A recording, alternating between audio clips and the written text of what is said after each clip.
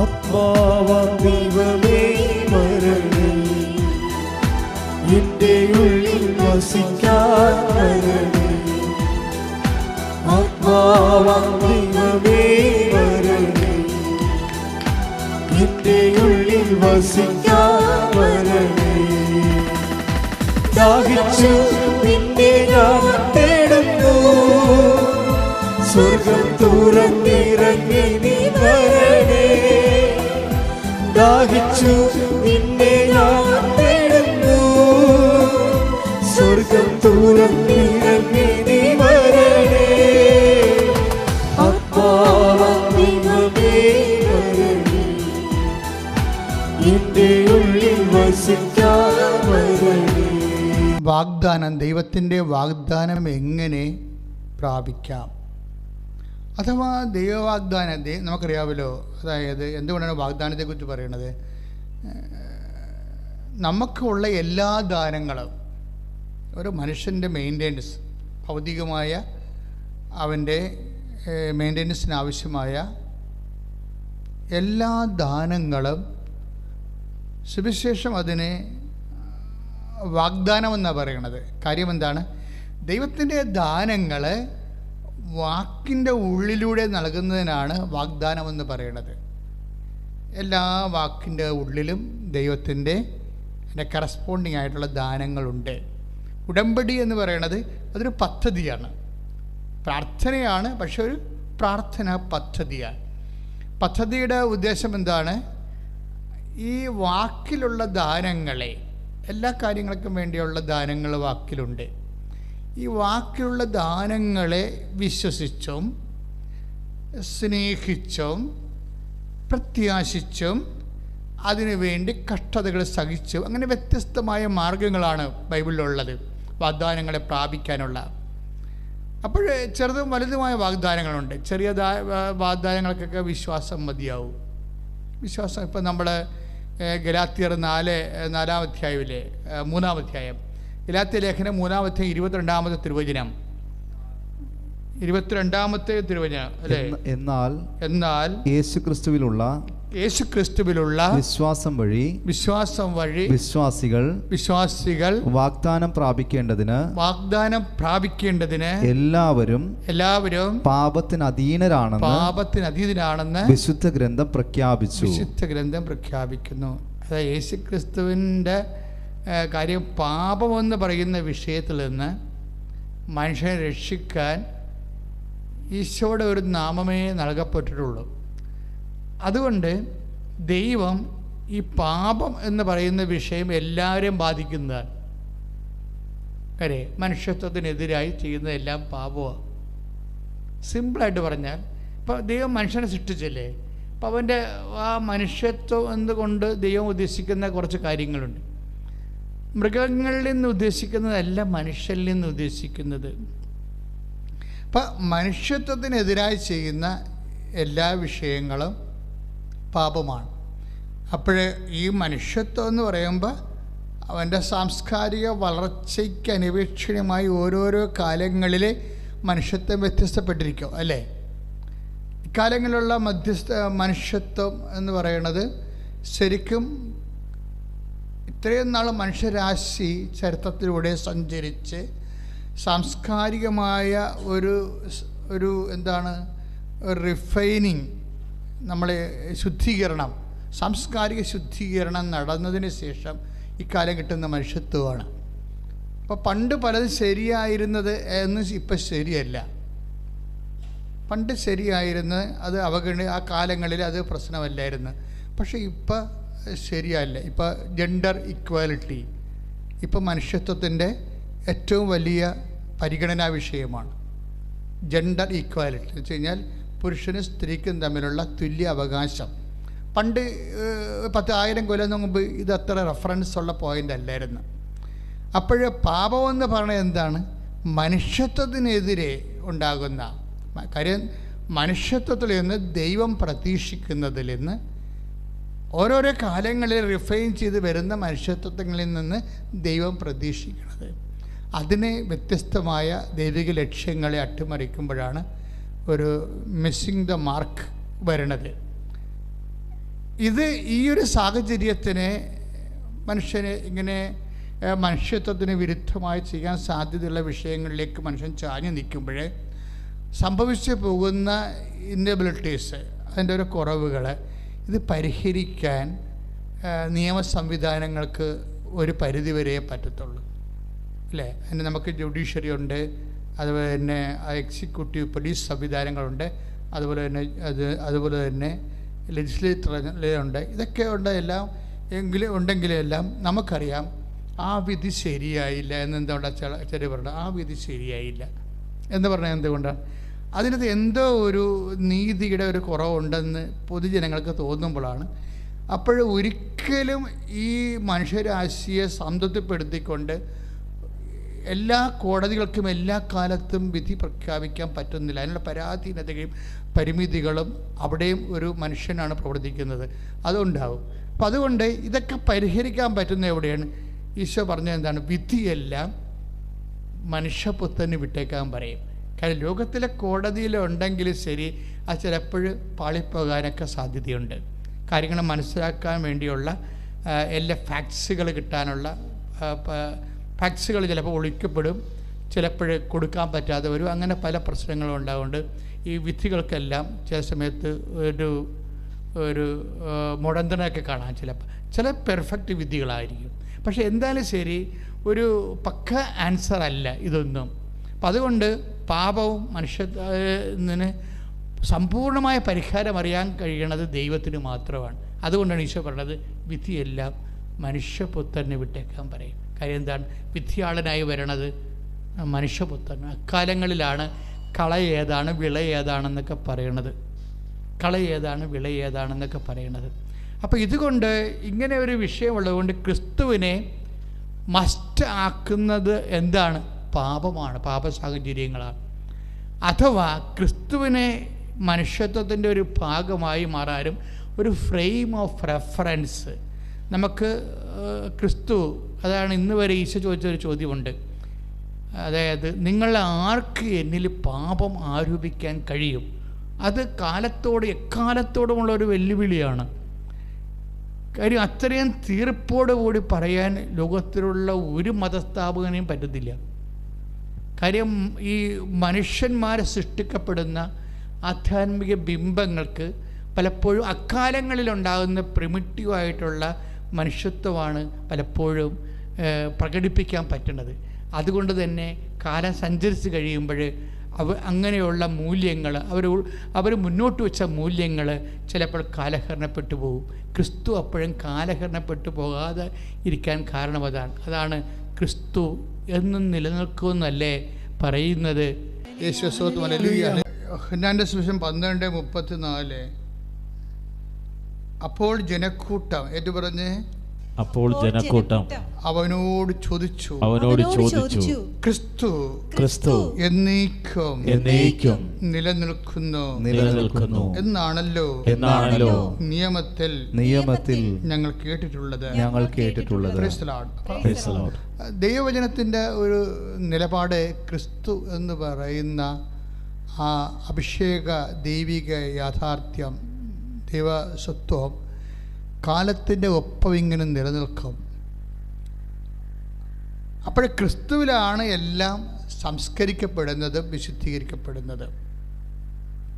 അച്ഛൻ പറഞ്ഞു വരുന്ന കാര്യം, നമ്മളുടെ ഇന്നത്തെ പ്രധാനപ്പെട്ട ഒരു ധ്യാന വിഷയം ക്രിസ്തുവാണ്. കാര്യം എന്താണ്? ഉടമ്പടിയുടെ ലക്ഷ്യം, പരമമായ ലക്ഷ്യം എന്താണ്? ക്രിസ്തു രൂപപ്പെടുത്തി വരിക എന്നുള്ള, ക്രിസ്തു രൂപപ്പെട്ടു വരാൻ. സ്തുതിക്കട്ടെ ഹല്ലേലൂയ ഹല്ലേലൂയ ഹല്ലേലൂയ ഹല്ലേലൂയ യേശുവേ സ്തുതി ആരാധന യേശുവേ ഞങ്ങളെ സമർപ്പിക്കുന്ന എല്ലാ ശക്തികളും ആരാധന ഉറക്കെ പ്രഖ്യാപിക്കുന്നു. ഹല്ലേലൂയ ആരാധന ആരാധന യേശുവേ പരമദിവ്യകാരുണ്യത്തിന് എന്നേരവും ആരാധനയും സ്തുതിയും പുകഴ്ചയും ഉണ്ടായിരിക്കട്ടെ. എന്റെ കുഞ്ഞുമക്കളെ, എൻ്റെ കുഞ്ഞുമക്കളെ, ക്രിസ്തു നിങ്ങളിൽ ക്രിസ്തു നിങ്ങളിൽ രൂപപ്പെടുന്നത് വരെ രൂപപ്പെടുന്നതുവരെ വീണ്ടും ഞാൻ നിങ്ങൾക്ക് വേണ്ടി ഈറ്റുനോവ് അനുഭവിക്കുന്നു. Praise the Lord. അപ്പോൾ ക്രിസ്തു ഫോം ചെയ്യുക എന്നുള്ളത് ഒരു പ്രക്രിയയാണ്.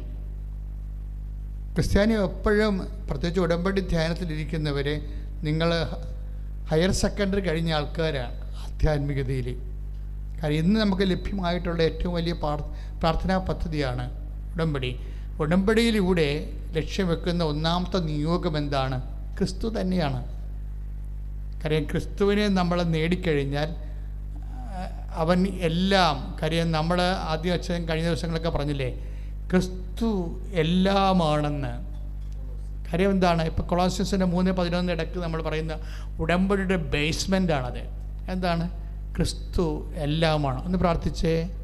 കർത്താവായ ദൈവമേ, എല്ലാം. കൊളോസ്യസ് 3:11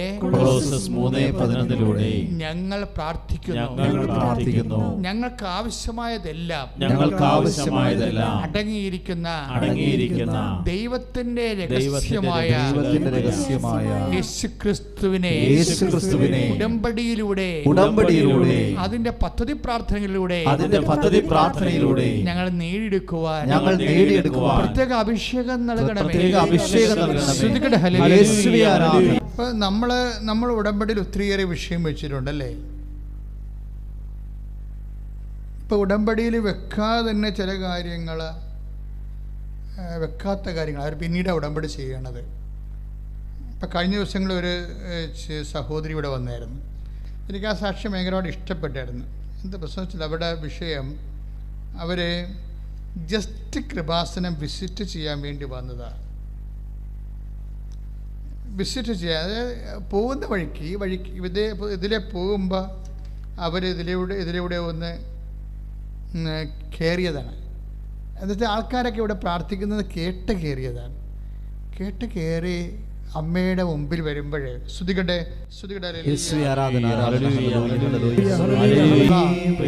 നിങ്ങൾ ആരാധന കൂടുന്നവർ അച്ഛന് കർത്താവ് തരുന്ന വചനങ്ങൾ അനുസരിച്ചാണ് ആരാധന മുന്നോട്ട് പോകുന്നത്. അതിനുള്ളിൽ നമുക്ക് ദൈവത്തെ സ്തുതിക്കും. നമ്മൾ ഇത് കംപ്ലീറ്റ് ഒരു ജനപ്രഘോഷണ ആ രീതിയിലുള്ള ധ്യാനമല്ല ഉടമ്പടി ധ്യാനം. ഉടമ്പടി ധ്യാനത്തിൻ്റെ അകത്ത് പ്രാർത്ഥനയുണ്ടാവും, സ്തുതിപ്പുണ്ടാവും, ആരാധനയുണ്ടാവും, വചനമുണ്ടാവും, വ്യാഖ്യാനമുണ്ടാവും. അങ്ങനെ കർത്താവിൻ്റെ കൂടെയാണ് നമ്മളിത് സഞ്ചരിക്കുന്നത്. അപ്പം അതുപോലെ ഈ സമയത്ത് വലിയ അഭിഷേകങ്ങൾ ഉണ്ടാകാനുള്ള അതുകൊണ്ടാണ് ഉടമ്പടിയിലൊക്കെ ഭയങ്കരമായ സമയത്ത് ദർശനങ്ങൾ വരേണ്ടതിൻ്റെ കാര്യം ഇതാണ്. കാര്യം ഇതിൻ്റെ ഈ ഒരു പ്രസംഗമായിട്ടല്ല ഇത് പോണത്. ഇത് മറിച്ചൊരു ദൈവാരാധന, ദൈവജനാരാധനയായിട്ട് ഈശോയുടെ സാന്നിധ്യത്തിൻ്റെ അമ്മയുടെ മധ്യസ്ഥത്തിൽ നമ്മൾ പോവുകയാണ്. അതുകൊണ്ട് നിങ്ങൾ വളരെ ശ്രദ്ധയുണ്ടാകണം. ഇപ്പം ഞാൻ പറഞ്ഞ ജിൻസി ടോമിയുടെ കാര്യമാണ് പറഞ്ഞത്. ജിൻസി ടോമി ഇതിൽ പോകുന്ന സമയത്ത് ഹസ്ബൻഡുമായിട്ട് ഇവിടെ ആൾക്കാർ പ്രാർത്ഥിക്കാൻ പോകുന്ന കണ്ട് അവിടെ കൂടെ വന്നതാണ്. അവർ അമ്മയുടെ മുഖത്ത് നോക്കിയപ്പോൾ അവരമ്മയോട് പറഞ്ഞു, അമ്മേ 5 വർഷമായിട്ട് എനിക്ക് മക്കളില്ല. അവർ ഉടമ്പടി ചെയ്തിട്ടില്ല, അവർക്കറിയത്തില്ല. പക്ഷേ ജസ്റ്റ് വന്ന് കയറിയതേ ഉള്ളൂ. കയറി 5 വർഷമായിട്ട് അവർ മക്കളില്ല. അവർ മടുത്ത് മരുന്നൊക്കെ ഒഴിവാക്കി അങ്ങനെ നിൽക്കണ ഒരു സമയമാണ്. ഇനി എന്താണ് ചെയ്യേണ്ടതെന്നറിയാതെ, ഇനി മക്കളില്ലാണ്ട് ഇങ്ങനെ ജീവിക്കേണ്ടി വരുമോ എന്നൊക്കെ അറിയാതെ പകച്ച് നിൽക്കണം ജീവിതത്തിൽ. ഈ പകപ്പോടു കൂടിയാണ് അവർ മാതാവിൻ്റെ മുഖത്തേക്ക് നോക്കുന്നത്. പക്ഷേ പകപ്പോടുകൂടി നോക്കുമ്പോൾ അത് പകപ്പിനെ പ്രാർത്ഥനയാക്കി മാറ്റാനുള്ള കഴിവ് അവർക്കുണ്ട്. അതാണ് അവരുടെ വിശ്വാസം എന്ന് പറയണത്. പകപ്പുണ്ട്, ജീവിതത്തിൽ ഇങ്ങനെ പകച്ചു നിൽക്കുന്ന ആളാണ്. ചില ആൾക്കാർ കടത്തിന് മുമ്പിൽ പകച്ചു നിൽക്കും, ചിലർ രോഗത്തിൻ്റെ മുമ്പിൽ പകച്ചു നിൽക്കും, ചിലർ ഉറ്റവരുടെ മരണത്തിന് പെട്ടെന്നുണ്ടാകുന്ന ആകസ്മിക വിയോഗത്തിൽ പകച്ചു നിൽക്കും. അപ്പം ജീവിതത്തിൽ നമുക്ക് പകച്ചു നിൽക്കും. നമ്മൾ പലപ്പോഴും, ഞാനും പല സമയത്ത് പകച്ചു നിന്നിട്ടുണ്ട്. അക്കാലങ്ങളിലെല്ലാം രാത്രികളിലെപ്പോലും ഞാൻ പ്രാർത്ഥനയാക്കി മാറ്റും. കാര്യം നമ്മളെ സംബന്ധിച്ചിടത്തോളം എങ്ങനെ ക്ലിയർ ചെയ്ത് നമ്മൾ ജീവിച്ചാലും, ഞാൻ ജീവിതത്തിൽ നിന്ന് പഠിച്ചതാണ് നമുക്ക് പണി കിട്ടുമെന്നാണ്. അതായത് എങ്ങനെ, ഞാൻ കുറേ ശ്രദ്ധിച്ചിട്ടുണ്ട് ഈ വിഷയത്തിൽ. എങ്ങനെ നമ്മൾ തട്ടലും മുട്ടലും ഇല്ലാതെയൊക്കെ പോകണമെന്ന് വിചാരിച്ചാലും തമ്പുരാൻ നമുക്കൊരു പണി തരും. അത് ദൈവത്തിൻ്റെതായിട്ട് തരുന്ന, അതായത് ദൈവത്തിൻ്റെ കാര്യം. ബുദ്ധിമോശം എന്ന് പറഞ്ഞാൽ അങ്ങനെ ബുദ്ധിമോശം വളരെ ചിന്തിച്ചും ആലോചിച്ചും അതിൻ്റെ റിസൾട്ടൊക്കെ നോക്കിയും അതിൻ്റെ പ്രോയും കോന്ത്രായും അതിൻ്റെ സൈഡ് എഫക്ട്സും പാർശ്വഫലങ്ങളൊക്കെ ഞാൻ ഹരിച്ചും കുണിച്ചും ഒക്കെയാണ് ഓരോ കാര്യങ്ങൾ പതുക്കെ ചെയ്യണത്. അങ്ങനെ ചെയ്താലും പണി കിട്ടും ചില സമയത്ത്. ആ പണി കിട്ടുമ്പോൾ നമ്മൾ ഓർക്കേണ്ട ഇതാണ്, ഇത് ദൈവത്തിൻ്റെ തിരുസന്നിധിയിലേക്ക് വരാൻ വേണ്ടിയുള്ള ഓരോ വിളിയാണ്. ദൈവവിളി പലതരത്തിലുണ്ട്. ദൈവം ഇങ്ങനെ ഓട്ടോറിക്ഷയിലും മൈക്കും കെട്ടി എല്ലാവരെയും ഒന്നും വിളിക്കത്തില്ല, ആരെയും വിളിക്കത്തില്ല. ദൈവം എങ്ങനെ വിളിക്കണത്? തൻ്റെ അടുത്തേക്ക് വരാൻ വേണ്ടിയുള്ള സാഹചര്യങ്ങൾ ക്രമീകരിക്കും.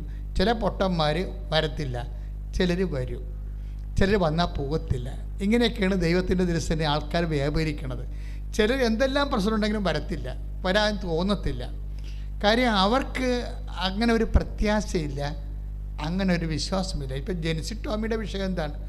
അവളുടെ വന്ന് മാതാവിൻ്റെ മുഖത്ത് നോക്കിയാൽ മാതാവിനോട് പറഞ്ഞ, അമ്മേ 5 കൊല്ലമായിട്ട് എനിക്ക് മക്കളില്ല, ഇനിയിപ്പോൾ എന്താ ചെയ്യേണ്ടതെന്ന് എനിക്കൊരു ഐഡിയയും ഇല്ല, അമ്മ എനിക്ക് കുഞ്ഞിനെ തരണം. That's okay. അവൾ ഉടമ്പടി എടുത്തിട്ടില്ല, അമ്മയുടെ മുഖത്തേക്ക് അതേ പറഞ്ഞുള്ളൂ. പക്ഷേ വിത്തിൻ അടുത്ത പീരീഡ്സ് കഴിയുമ്പോൾ അവൾ പ്രഗ്നൻ്റ് ആവും. അത് ലൈറ്റ്നിങ് ആയിട്ടാണ്. ദൈവത്തിൻ്റെ അനുഗ്രഹങ്ങൾ ചില സമയത്ത് നമുക്ക് ഞെട്ടിപ്പോവും. ഈ മിന്നൽ വരണ പോലെ അനുഗ്രഹങ്ങൾ വരും, അറിയത്തില്ല.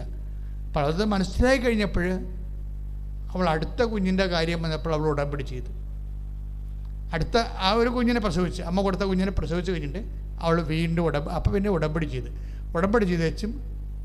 കാര്യം ആദ്യം കിട്ടിയ കുഞ്ഞിനെ പെൺകുഞ്ഞായിരുന്നു. അപ്പോൾ അവൾക്കൊരു ആൺകുഞ്ഞിനെ വേണം, അതുകൊണ്ട് തിരിച്ചു വന്നിട്ട് അവൾ ഉടമ്പടി ചെയ്യും. ഡിസിറ്റോമിക്ക് അങ്ങനെ ശരിയാണ്. അപ്പോൾ ഉടമ്പടി ചെയ്തിട്ട് അവൾ ആദ്യം എഴുതും, എനിക്ക് ആൺകുഞ്ഞിനെ വേണമെന്ന് എഴുതും. അതാണ് എൻ്റെ രീതികൾ പോണ രീതി വെക്കണത്. അപ്പോൾ അവൾക്ക് ആദ്യം ഉണ്ടായിരുന്ന ഫെയ്ത്തിനേക്കാളും കുറച്ചുകൂടി ഫെയ്ത്തും വിശ്വാസവും പ്രത്യാശയും ജെൻസിയിൽ വളർന്ന്. എന്താണ്? ഞാൻ വെറുതെ ചോദിച്ചപ്പോൾ അമ്മ എനിക്ക് കുഞ്ഞിനെ തന്നു. അപ്പം ഞാൻ എന്താ ചെയ്യണത്? ഇനി ഞാൻ അമ്മയോട് ഞാൻ ആൺകുഞ്ഞിനെ തന്നെ പെർട്ടിക്കുലറായിട്ട് ചോദിക്കും. അതിന് ഇനി ഞാൻ പ്രസവിച്ച് കഴിയുമ്പോൾ പെൺകുഞ്ഞായി പോവുക ആൺകുഞ്ഞായി പോവുക അതിനെക്കുറിച്ച് ബോധമില്ല. കാര്യം ഇക്കാലങ്ങളിൽ എല്ലാവർക്കും പണ്ടത്തെ കാലമല്ല, ഞാൻ നേരത്തെ പറഞ്ഞ പോലെ ജെൻഡർ ഇക്വാലിറ്റിയുടെ കാലമായത് കാരണം എല്ലാം ദൈവദാനമാണെന്ന് മനസ്സിലാക്കും. പണ്ട് പെൺകൊച്ചുങ്ങളാണെന്ന് വെച്ചാൽ ദൈവദാനമാണെന്ന് മനസ്സിലാകത്തില്ല. ഇന്ന് മനസ്സിലാക്കി. ഇതാണ് ഞാൻ മനുഷ്യത്വം വളരണം എന്ന് പറഞ്ഞതിൻ്റെ കാര്യം. ഇതാണ് മനുഷ്യത്വം കാലത്തിനൊപ്പം വളരുന്നു. എങ്കിലും ഒരു പെൺകുഞ്ഞുള്ള വീട്ടിൽ ആൺകുഞ്ഞ് ഉണ്ടാകുന്നത് ഒരു ബാലൻസ് കീപ്പിംഗ് ആണ്. എല്ലാ കാര്യങ്ങൾക്കും ഒരു ബാലൻസ് കീപ്പിംഗാണ്. അപ്പോൾ അവളത് ചോദിച്ചു, എനിക്കൊരു മകനെ വേണം. അപ്പോൾ അമ്മ ഉടമ്പടി എടുത്തു കഴിഞ്ഞപ്പോൾ ഉടമ്പടിയുടേതായിട്ട് അമ്മ കൊടുത്തിരിക്കുന്നത് ആൺമകനെ തന്നെയാണ് കൊടുത്തിരിക്കുന്നത്. 2 കുഞ്ഞുങ്ങളെയും കിട്ടിക്കഴിഞ്ഞാൽ അവൾ രണ്ടാമത് സാക്ഷ്യം പറയാൻ വേണ്ടി വരണത്. ദാറ്റ് മീൻസ് ഉടമ്പടിയുടെ ഒരു റേഞ്ച് ഇതാ. അപ്പം ഞങ്ങളിപ്പോൾ ഇങ്ങനെ ഇത് വിശദീകരിച്ച് എല്ലാ ദിവസവും തന്നെ 10ഉം 15ഉം ഒക്കെ സാക്ഷ്യങ്ങൾ വരും. അതിൽ ഒത്തിരി സാക്ഷ്യങ്ങൾ നമുക്കിതുപോലെ വ്യാഖ്യാനിക്കാൻ പറ്റുന്ന സാക്ഷ്യങ്ങളായിരിക്കും. വ്യാഖ്യാനിക്കാൻ പറ്റണമെന്ന് പറഞ്ഞാൽ എന്താ ഉദ്ദേശിക്കുന്നത്? നമ്മൾ ആദ്യം പറഞ്ഞ വചനമാണ്. അതായത് ഗലാത്യർ 3:22. ഒന്നിന് വായിച്ചുള്ളത്, എന്നാൽ യേശുക്രിസ്തുവിലുള്ള വിശ്വാസം വഴി വിശ്വാസികൾ വാഗ്ദാനം പ്രാപിക്കേണ്ടതിന് എല്ലാവരും പാപത്തിന് അധീനരാണെന്ന് വിശുദ്ധ ഗ്രന്ഥം പ്രഖ്യാപിച്ചു. അപ്പൊ ഇതിൻ്റെ വരുന്നൊരു വിഷയം വാഗ്ദാനം പ്രാപിക്കണത്. അവിടെ എന്താ എഴുതിയിരിക്കുന്നത്? കൊളോസ്യസിൻ്റെ ഗലാത്യൻ്റെ 3:22 വിശ്വാസം വഴിയാണ് വാഗ്ദാനം പ്രാപിക്കുന്നത്. അപ്പോൾ ഇവിടെ എന്താ ജെൻസി ചെയ്തതെന്ന് വെച്ച് കഴിഞ്ഞാൽ, ജെൻസിയുടെ കേസ് ഹിസ്റ്ററി ഞാൻ നിങ്ങളോട് പറയുകയാണ്. ഈ നമ്മൾ ആദ്യം കണ്ടില്ലേ കൊളോസ്യൻസിൻ്റെ 3:11 എന്താ പറഞ്ഞത്? യേശു ക്രിസ്തു എല്ലാമാണെന്ന് പറഞ്ഞു. അപ്പോൾ ഈ കുട്ടി ഇവക്കില്ല, കിട്ടാത്ത കുട്ടി എവിടെ ഉണ്ട്? യേശു ക്രിസ്തുവിൻ്റെ ദാനത്തിലുണ്ട്. കർത്താവിൻ്റെ നമ്മൾ എപ്പോഴും പറയും, എനിക്ക് കർത്താവ് ഞാൻ പ്രാർത്ഥിച്ചു എനിക്ക് കുഞ്ഞിനെ തന്നു, ഞാൻ പ്രാർത്ഥിച്ചു എനിക്ക് ജോലി കിട്ടി, ഞാൻ പ്രാർത്ഥിച്ചു എൻ്റെ ക്ഷീണം മാറി എന്നല്ല നിങ്ങൾ പറയേണ്ടത്. നിങ്ങളെന്താ പറയേണ്ടത്? ഞാൻ പ്രാർത്ഥിച്ചു എനിക്ക് ക്രിസ്തുവിനെ കിട്ടിയെന്നാണ്. ക്രിസ്തുവിനെ എന്തിൻ്റെ രീതിയിൽ? ചിലപ്പോൾ ജോലിയുടെ രീതിയിൽ കിട്ടും, ചിലപ്പോൾ കുഞ്ഞുങ്ങളുടെ രീതിയിൽ കിട്ടും, ചിലപ്പോൾ സൗഖ്യത്തിൻ്റെ രീതിയിൽ കിട്ടും. പക്ഷേ എന്താ കാര്യം? ക്രിസ്തു എല്ലാമാണ്, എല്ലാവരിലുമാണ്. ക്രിസ്തു എല്ലാമാണെന്ന് പറഞ്ഞിട്ടില്ലേ? അതിൽ ഒരു മനുഷ്യൻ്റെ എല്ലാ ആവശ്യങ്ങളുമുണ്ട്. എല്ലാ ആവശ്യങ്ങളും. ക്രിസ്തുവിൻ്റെ വേറൊരു പേരെന്താണ്? ദൈവരാജ്യം. ക്രിസ്തുവിൻ്റെ മനസ്സ്, ക്രിസ്തുവിൻ്റെ വചനങ്ങൾ ആരതുപോലെ നിറവേറ്റിയാൽ അവൻ ദൈവരാജ്യത്തിലാവും. ഈ ഉടമ്പടിയുടെ ഒരു ഗുണമെന്ന് പറയണത്, ഇതിനേക്കാളും നല്ലൊരു പ്രാർത്ഥന ഇനി ദൈവത്തിനെ വെളിപ്പെടുത്താൻ പറ്റുമെന്നറിയത്തില്ല. ഞാൻ ദൈവത്തിൻ്റെ അനന്തമായ കഴിവിനെ പരിമിതപ്പെടുത്തി പറയുകയല്ല. കാര്യം ഇതിൻ്റെ സാരസംഗ്രഹം എന്ന് പറയണത്, ഇപ്പോൾ ഉദാഹരണം, ഇപ്പോൾ ഈശോ എന്താ പറഞ്ഞിരിക്കുന്നത്? നിങ്ങൾ ആദ്യം ദൈവരാജ്യത്തെയും എന്ന് പറഞ്ഞേ, നിങ്ങൾ ആദ്യം ദൈവരാജ്യത്തെയും അവിടുത്തെ രാജ്യവും അവിടുത്തെ നീതിയും അന്വേഷിക്കുക. അതോടൊപ്പം മറ്റുള്ളവയെല്ലാം നിങ്ങൾക്ക് ലഭിക്കും. അതെന്താ? അത് ആദ്യം, അതായത് ഇപ്പോൾ നമ്മുടെ മത്തായി ശ്ലീഹയുടെ സുവിശേഷം ഉടമ്പടിയുടെ ഒരു ഭയങ്കര ആക്സസ് വേർഡാണത്. അക്ഷമായിട്ടുള്ളൊരു വചനമാണ്. എന്ന് വെച്ച് കഴിഞ്ഞാൽ നിങ്ങൾ ഇപ്പോൾ 6:33, 32 പ്രധാനപ്പെട്ട വചനങ്ങളാണ് ഇതിൻ്റെ. അതായത് ആദ്യം മനുഷ്യൻ ക്രിസ്തുവിന് റെഫറൻസ് കൊടുക്കണം. എന്താണ്? ദൈവരാജ്യത്തിന്. ആദ്യം നിങ്ങൾ ദൈവരാജ്യം എന്ന് പറയുന്നത് എന്താണ്? ദൈവത്തിൻ്റെ മനസ്സ്, ദൈവത്തിൻ്റെ ഇഷ്ടം. ഇപ്പം നമ്മുടെ ഇഷ്ടം നമ്മൾ കൺവേ ചെയ്യേണ്ടത് എങ്ങനെ? നമ്മുടെ വാക്കിലൂടെയാണ്, അല്ലേ? ഇപ്പം ചിലർ പറഞ്ഞു മനസ്സമ്മതത്തിന് ഒക്കെ വരുമ്പോൾ, ഇപ്പോൾ ചില കാര്യങ്ങൾ ചോദിക്കുമ്പോൾ പെൺകുട്ടികൾ പണ്ടത്തെ കാലത്താണെങ്കിൽ, ഇപ്പോഴത്തെ കാലത്തെ രീതിയല്ലേ ഞാൻ പറഞ്ഞത്, ഒരു 10-20 കൊല്ലം മുമ്പാണെങ്കിൽ ഈ ചെക്കൻ കാണുക പെണ്ണ് കാണുക പോകുന്ന ചടങ്ങില്ലേ, അപ്പോഴൊക്കെ ഉണ്ടാകുന്ന സമയത്ത് ചെറുക്കന് ഇഷ്ടപ്പെട്ടാൽ ഇല്ലേ എന്ന് ചോദിക്കുമ്പോൾ ചിലപ്പോൾ മിണ്ടത്തില്ല പെൺകുട്ടികൾ. എന്താ മിണ്ടാത്തതിൻ്റെ കാര്യം? അപ്പോൾ അവർ മുതിർന്ന കാർന്നവന്മാരെന്താ ചോദിക്കുന്നത്? നീ വാ തുറന്ന് സംസാരിക്ക്, നിന്റെ മനസ്സിലിരിപ്പ് എന്താണെന്ന് അറിയാൻ പറ്റുമല്ലോ, അതാ നിനക്ക് വേറെ വല്ലവരും ഉണ്ടോ എന്നൊക്കെ ചോദിക്കത്തില്ലേ? ഇതെന്താ വെച്ച് കഴിഞ്ഞാൽ ഇവർ സംസാരിക്കാത്ത കൊണ്ടാണ്. മനസ്സിലിരിപ്പ് അറിയണത് എങ്ങനെയാണ്? സംസാരത്തിലൂടെയാണ്. അപ്പം ദൈവത്തിൻ്റെ മനസ്സിലിരിപ്പെന്ന് പറയുന്നത് എന്താണ്? ക്രിസ്തുവാണ്. ദൈവത്തിൻ്റെ മനസ്സിലിരിപ്പ് നമ്മളറിയണത് എങ്ങനെയാണ്? ദൈവത്തിൻ്റെ സംസാരത്തിലൂടെയാണ്. ദൈവത്തിൻ്റെ സംസാരം നമുക്ക് എവിടെ നിന്ന് കിട്ടും? കർത്താവിൻ്റെ വചനത്തിൽ നിന്നാണ്. അപ്പം ഈ വചനമെന്ന് പറയുന്നത് എക്സാക്റ്റായിട്ട് എന്താണ്? ദൈവത്തിൻ്റെ മനസ്സിലിരിപ്പാണ്. ഇത് ആരാണ് നടത്തണത്? അയാൾ ദൈവരാജ്യത്തിലാവും, എന്ന് വെച്ചാൽ ക്രിസ്തുവിലാകും. അപ്പോൾ വചനം എപ്പോഴും ഒന്ന് പ്രാർത്ഥിച്ചേ. കർത്താവായ ദൈവമേ, അങ്ങയുടെ വചനം നടപ്പിൽ വരുത്താനുള്ള വിവേചന ശക്തിയും അതിൻ്റെ കൊതിയും എൻ്റെ കഴിവും എനിക്ക് നൽകണമേ. അതിനാൽ അതുവഴി ഞാൻ ഈശോയെ അനുഭവിക്കാൻ ഇടയാക്കണമേ. പരമ ദിവ്യകാരുണ്യത്തിന് അച്ഛനിലൂടെ എൻ്റെ സഹോദരൻ കേട്ടുകൊണ്ടിരിക്കുന്നത് എന്താണ്? നമുക്ക് വിവാഹം ഒത്തുവന്നു, അതുപോലെ തന്നെ ഓരോ കുഞ്ഞുങ്ങളെ ലഭിച്ചു, ജോലി ലഭിച്ചു, ഉടമ്പടിയിലൂടെ ലഭിക്കുന്ന ഓരോ വിഷയങ്ങൾ. പക്ഷേ നിനക്ക് കുറച്ചുകൂടി സാക്ഷരതയുള്ള വിശ്വാസിയാണെങ്കിൽ നീ അത് തിരിച്ചറിയണം. എന്താ തിരിച്ചറിയേണ്ടത്? ഇതിലൂടെ ക്രിസ്തുവാണ് എന്നിലേക്ക് വന്നിരിക്കുന്നത്, അല്ലാതെ ഒരു വസ്തുവല്ല വന്നിരിക്കുന്നത്. മനസ്സിലായില്ലേ? ഒരു വസ്തുവല്ല എനിക്ക് ലഭിച്ചിരിക്കുന്നത്. എന്താണ്? ഇതുവഴി ക്രിസ്തുവിനെയാണ് എനിക്ക് ലഭിച്ചിരിക്കുന്നത്. കാര്യം എന്താണ്? ക്രിസ്തു എല്ലാമാണെന്ന്. പിന്നെ എന്താണ്? ക്രിസ്തു, അതായത് ഇതൊക്കെ നിങ്ങൾക്ക് ആവശ്യമാണെന്ന് നിങ്ങളുടെ സ്വർഗസ്ഥനായ പിതാവ് അറിയുന്നു. അപ്പോൾ അതിൻ്റെ കൂടെ വചനം പറഞ്ഞത് എന്താണ്? നിങ്ങൾ ആദ്യം ഫസ്റ്റ് റെഫറൻസ് കൊടുക്കാൻ പറയണത്. ഫസ്റ്റ് റെഫറൻസ് ആദ്യം നിങ്ങൾ ക്രിസ്തുവിനെ അന്വേഷിക്കണം, ബാക്കിയുള്ളത് ചേർത്ത് നൽകും. ബാക്കിയുള്ളതെന്ന് പറഞ്ഞാൽ ക്രിസ്തുവിനെ അന്വേഷിച്ച് കഴിഞ്ഞ് ക്രിസ്തുവിനെ തന്നെയാണ് നമുക്കത് കിട്ടുന്നത്. ക്യാഷ് ആൻഡ് കൈൻഡായിട്ടും പല പല ജീവിത വിഷയങ്ങളുടെ പരിപോഷണമായിട്ടും എല്ലാം ക്രിസ്തുവിനെ തന്നെ കിട്ടണത്. കാര്യം ക്രിസ്തു എല്ലാ വിഷയങ്ങളിലും ഇടപെടും. ഇപ്പം അപ്പമില്ലാത്തവർക്ക് അപ്പം കൊടുക്കും, ഇല്ലേ? വീഞ്ഞില്ലാത്തപ്പോൾ വിഴിഞ്ഞ് കൊടുക്കും. ഇങ്ങനെ ഓരോ കാര്യം, ഒരു മനുഷ്യന് ആവശ്യമായ എല്ലാ വിഷയത്തിൻ്റെ മേലും ക്രിസ്തുവിലൂടെ ദൈവം നമ്മൾക്ക് ദൈവത്തിൻ്റെ പദ്ധതി പ്രകാരം പരിപാലനയുടെ ഭാഗമായിട്ടുള്ളതാണ്. അച്ഛൻ എന്താ ചോദിച്ചതെന്ന് പറയുന്നതെന്ന് വെച്ചാൽ, നിങ്ങൾ ഇതൊക്കെ കിട്ടുമ്പോൾ എനിക്ക് പ്രാർത്ഥിച്ചു എനിക്കത് കിട്ടിയെന്നല്ല പറയേണ്ടത്. എനിക്ക് ക്രിസ്തുവിനെ കിട്ടി അതിലൂടെ. അപ്പം ഈശോയ്ക്ക് ഉന്നതമായ സ്ഥാനം കൊടുക്കണം. പ്രാർത്ഥിക്കുക, കർത്താവായ ദൈവമേ, ഓരോ അനുഗ്രഹങ്ങൾ ലഭിക്കുമ്പോൾ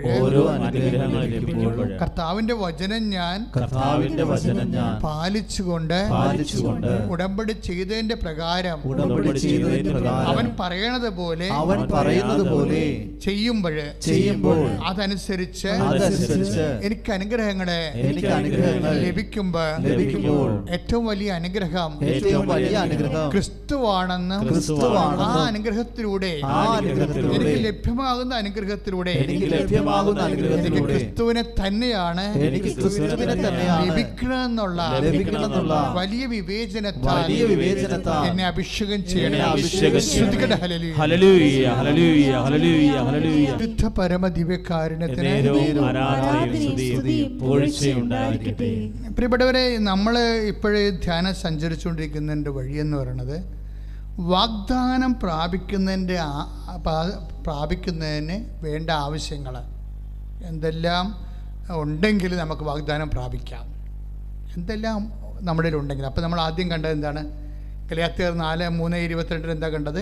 വിശ്വാസം ഉണ്ടെങ്കിൽ നമുക്ക് വാഗ്ദാനം പ്രാപിക്കാം. പിന്നെ എന്താണ് വേണ്ടത്? പ്രത്യാശ, പ്രാർത്ഥന. പ്രത്യാശയും പ്രാർത്ഥന. അതിൻ്റെ വചനം നടപടി പുസ്തകം 26:7. നടപടി പുസ്തകം 26-ാം അധ്യായം 7-ാമത്തെ വാക്യം. പ്രിയമുള്ളവരെ, ഞങ്ങളുടെ 12 ഗോത്രങ്ങളും രാത്രിയും പകലും തീഷ്ണതയോടെ ആരാധന അർപ്പിച്ചുകൊണ്ട് ഈ വാഗ്ദാനം പ്രാപിക്കാമെന്ന് പ്രത്യാശിക്കുന്നു.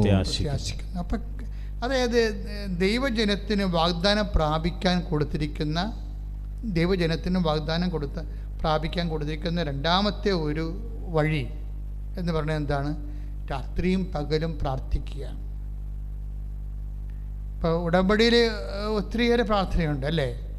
ഇപ്പം ഞാനൊക്കെ രാത്രി 2 മണിക്ക് എഴുന്നേറ്റ് പ്രാർത്ഥിക്കാം. കുറേ വർഷങ്ങളായിട്ട് അങ്ങനെ പ്രാർത്ഥിക്കും. അസുഖമാണെങ്കിൽ ഭയങ്കര തളർന്നൊക്കെ പോവുകയാണെങ്കിൽ ആ ദിവസങ്ങളിൽ ചിലപ്പോൾ എഴുന്നേക്കാൻ താമസിക്കുന്നേ ഉള്ളൂ. അല്ലെങ്കിലും 2 മണിക്കും 12 മണിക്കും ഇടയ്ക്ക് രാത്രി പ്രാർത്ഥിച്ചിരിക്കാം. അത് രാത്രി പ്രാർത്ഥനയ്ക്ക് പ്രത്യേകതയുണ്ട്. എന്താണ്? നമ്മൾക്ക് സാധാരണ പ്രാർത്ഥനയേക്കാൾ ഉപരി നമുക്ക് കുറച്ച് അതിൻ്റെ അകത്ത് കമ്മിറ്റ്മെൻറ്റ്സ് വേണം. രാത്രി പ്രാർത്ഥിക്കണമെങ്കിൽ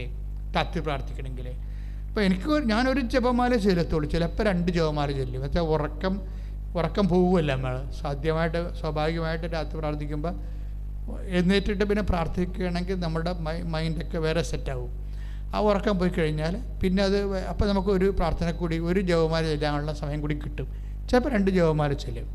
ഇപ്പോൾ എന്താ അങ്ങനെ ചെല്ലണമെന്ന് പറയുമ്പോൾ, അങ്ങനെ ഉണർന്നിരിക്കുമ്പോൾ, രാത്രി കാലങ്ങൾ ഉണർന്നിരിക്കുമ്പോൾ അതിൻ്റെ അകത്തുനിന്ന് ഉണ്ടാകുന്നത് വിശ്വാസം മാത്രമല്ല, രാത്രി പ്രാർത്ഥനയ്ക്ക് സ്നേഹമുണ്ടാകും ദൈവത്തോട്. കാര്യം ദൈവവും നമ്മൾ മാത്രമേ ഉള്ളവിടെ. 2 വ്യക്തികൾ. ഉടമ്പടി എടുത്ത നീയും ഉടമ്പടിയുടെ കക്ഷിയായിരിക്കണ അടുത്തതാരാണ്? ദൈവമാണ് അല്ലേ? ഉടമ്പടിയുടെ 1-ാം കക്ഷി ദൈവവും 2-ാം കക്ഷി നമ്മളുമാണ്. ഇത് ഉഭയ കക്ഷിയാണ്, അതായത് ബൈലാറ്ററൽ എഗ്രിമെൻ്റാണ്. അപ്പം നമ്മൾ നമ്മുടെ കക്ഷിയുമായിട്ട് കാണുകയാണ്. അപ്പം നിസ്സാര കാര്യമല്ലത്. കാര്യം പകലൊക്കെ ഒത്തിരിയേറെ ആൾക്കാരൊക്കെ അവിടെ ഇവിടെയൊക്കെ നടക്കുകയും വിളിക്കുകയും നമ്മൾ തിരക്കുകയും അന്വേഷിക്കുകയും ചെയ്യുമ്പോഴും രാത്രി ഈ സമയത്ത് ആരും നമ്മളെ വിളിക്കാനില്ല. നമ്മൾ ദൈവത്തിൻ്റെ കൂടെ ഇരിക്കുകയാണ്. അപ്പം ഇപ്പോൾ എന്താ പറഞ്ഞത്? അതാണ് പൗലോസ് പറയണത്. ഈ ആക്സ് നടപടി പുസ്തകം 26:7 ഞങ്ങൾ 12 ഗോത്രങ്ങളാണ്.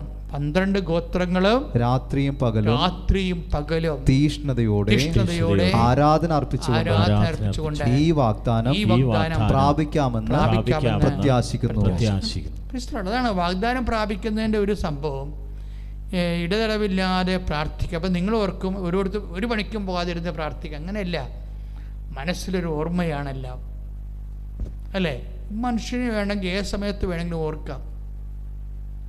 ഇപ്പം സ്മൃതി കുർബാനയില്ലേ? സ്മൃതി കുർബാന ഇപ്പം ഞങ്ങൾക്കൊക്കെ ഒരു സ്ഥലത്ത് കുർബാന അർപ്പിക്കാൻ പറ്റാത്തൊരു സാഹചര്യമാണെങ്കിൽ ഓർമ്മയിൽ കർത്താവിൻ്റെ പീഡാസകനങ്ങളെയും അതുപോലെ തന്നെ ആ തിരുവചനങ്ങളെയും ഒക്കെ ഓർമ്മയിൽ കൊണ്ടുവരും.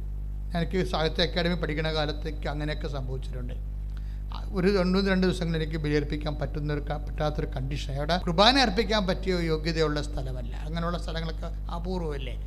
അപ്പം അങ്ങനെ വരുമ്പോൾ നമ്മൾ എന്ത് ചെയ്യും? ആ ബൈബിൾ ഭാഗങ്ങളെല്ലാം വായിക്കും. ആ സമയത്ത് ഇരുന്നുണ്ട് കർത്താവിൻ്റെ പീഡാസഹനത്തിൻ്റെയും കുർബാന സ്ഥാപനത്തിൻ്റെയും വചനങ്ങളെ. ഇപ്പം എന്താണ് കാര്യം? കർത്താവിനറിയാം സിറ്റുവേഷൻസ് എന്താണെന്ന്. പക്ഷെ നമുക്ക് ആ ഒരു ആഗ്രഹമുണ്ട്, ഉള്ളിലുള്ള ആഗ്രഹമുണ്ട്. അപ്പം ഞാൻ ആ സമയത്ത് ബലിവചനങ്ങളുടെ സമയത്തൊക്കെ മുട്ടേ നിൽക്കും. ഇവിടെ ഞാൻ ബെഡ്റൂമിൽ മുട്ടേ നിൽക്കും. അതെന്താ വെച്ചാൽ എന്താ സംഭവിച്ചാൽ അപ്പോഴാരെ കാണിക്കാനാണ് ആ മുട്ടേ നിൽക്കുന്നത്? ദൈവത്തെ കാണിക്കാനാണ്. എന്താ കാര്യം? ഞാനും ദൈവവും മാത്രമേ എൻ്റെ മുറിയിലുള്ളൂ, ഈശോയും മാത്രമേ ഉള്ളൂ. പക്ഷേ എൻ്റെ ആ സ്വകാര്യതയിൽ ഏറ്റവും പ്രധാനപ്പെട്ട ആൾ എൻ്റെ ദൈവം തന്നെയാണ്. ഇതാണ് വിഷയം എന്നത്. നിൻ്റെ സ്വകാര്യതയിൽ ദൈവത്തിന് അറിയണം നിൻ്റെ ഏറ്റവും പ്രിയപ്പെട്ട ആൾ ദൈവമാണെന്ന്. ഇവിടെയാണ് നമുക്ക് പാളിപ്പോണത്. സാധാരണ മനുഷ്യൻ്റെ സ്വകാര്യതയിൽ പറയേണ്ട കാര്യമില്ലല്ലോ. നിങ്ങൾ പറയേണ്ട കാര്യം, ഞങ്ങൾ 10,000 കുമ്പസാരം കേട്ടുള്ളതാണ്. സാധാരണ മനുഷ്യൻ്റെ സ്വകാര്യതയിൽ ദൈവമല്ല, ദൈവം അവസാനത്തെ ആൾ പോലും അല്ല. ഇതാണ് ഒരു സ്പിരിച്വൽ ട്രാജഡി. സാധാരണ മനുഷ്യൻ്റെ സ്വകാര്യതയിൽ ദൈവം ആദ്യത്തെ ആളുമല്ല, അവസാനത്തെ ആളുമല്ല. അവിടെ സ്വകാര്യമായിട്ടുള്ള സന്തോഷങ്ങളുടെ കാര്യങ്ങളായിരിക്കും അവിടെ സ്വകാര്യതയുണ്ട്. ഇതാണ് ഒരു ജഡിക മനുഷ്യനെ ആത്മീയ മനുഷ്യനിൽ നിന്ന് പിന്തിരിപ്പിക്കുന്നത്. ഞാൻ നിന്നോട് പറയുകയാണ്, നീ ഉടമ്പടി എടുത്ത വ്യക്തിയാണെങ്കിൽ നിൻ്റെ സ്വകാര്യതകളെ വളരെ ശ്രദ്ധിക്കണം. എന്താ വെച്ചാൽ അവിടെ യേശു തന്നെയായിരിക്കണം ഒന്നാം സ്ഥാനമുള്ളത്. പ്രാർത്ഥിക്കുക. കർത്താവായ ദൈവമേ, എൻ്റെ സ്വകാര്യതയിലെ നിനക്ക് തന്നെ ഒന്നാം സ്ഥാനം കിട്ടാൻ എനിക്ക് പ്രത്യേക അഭിഷേകം നൽകണമേ.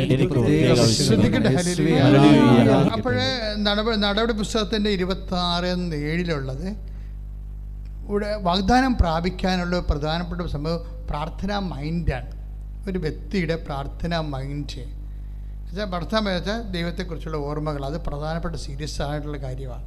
അപ്പം നീ ഒരു ഉടമ്പടി ചെയ്തെന്ന് പറഞ്ഞ് ഉടമ്പടി ചെയ്തിട്ട് ഉടമ്പടി ചെയ്യുമ്പോൾ രാവിലെ എഴുന്നേറ്റ് പ്രാർത്ഥിക്കണം, രാത്രി ഉടമ്പടി പ്രാർത്ഥന ഉണ്ട്. അങ്ങനെയല്ല നീ ചിന്തിക്കേണ്ടത്. ഉടമ്പടി ചെയ്ത് ദൈവമായിട്ട് ഉടമ്പടി ചെയ്ത് കഴിഞ്ഞാൽ നിനക്ക് അവസരവും സ്വസ്ഥതയും സമാധാനവും അതിനുള്ള സൗകര്യമൊക്കെ കിട്ടുന്ന സമയത്തെല്ലാം ദൈവത്തെക്കുറിച്ച് ഓർക്കുകയും വചനത്തെ വല്ലാതെ സ്നേഹിക്കുകയും ചെയ്യണം. കാര്യം വചനമെന്ന് പറയുമ്പോൾ വചനത്തെ വളരെ ഭവ്യതയോടെ ദൈവസ്നേഹത്തോടെയൊക്കെ കൈകാര്യം ചെയ്യുന്ന ആൾക്കാർക്ക് വചനത്തിലൂടെ ദൈവം അവനോട് സംസാരിക്കും, എല്ലാ വിഷയവും സംസാരിക്കും. ഇപ്പോൾ നിന്നെ ഒരാൾ അടിച്ചെന്ന് വിചാരിച്ചോ, എന്തെങ്കിലും വിഷയം ഉണ്ടായി, അടി കിട്ടണമെങ്കിൽ അധികം സമയം വേണ്ടല്ലോ. അപ്പോൾ നിനക്ക് ഉടനെ നിനക്ക് തോന്നണം കേസ് കൊടുത്തേക്കാം.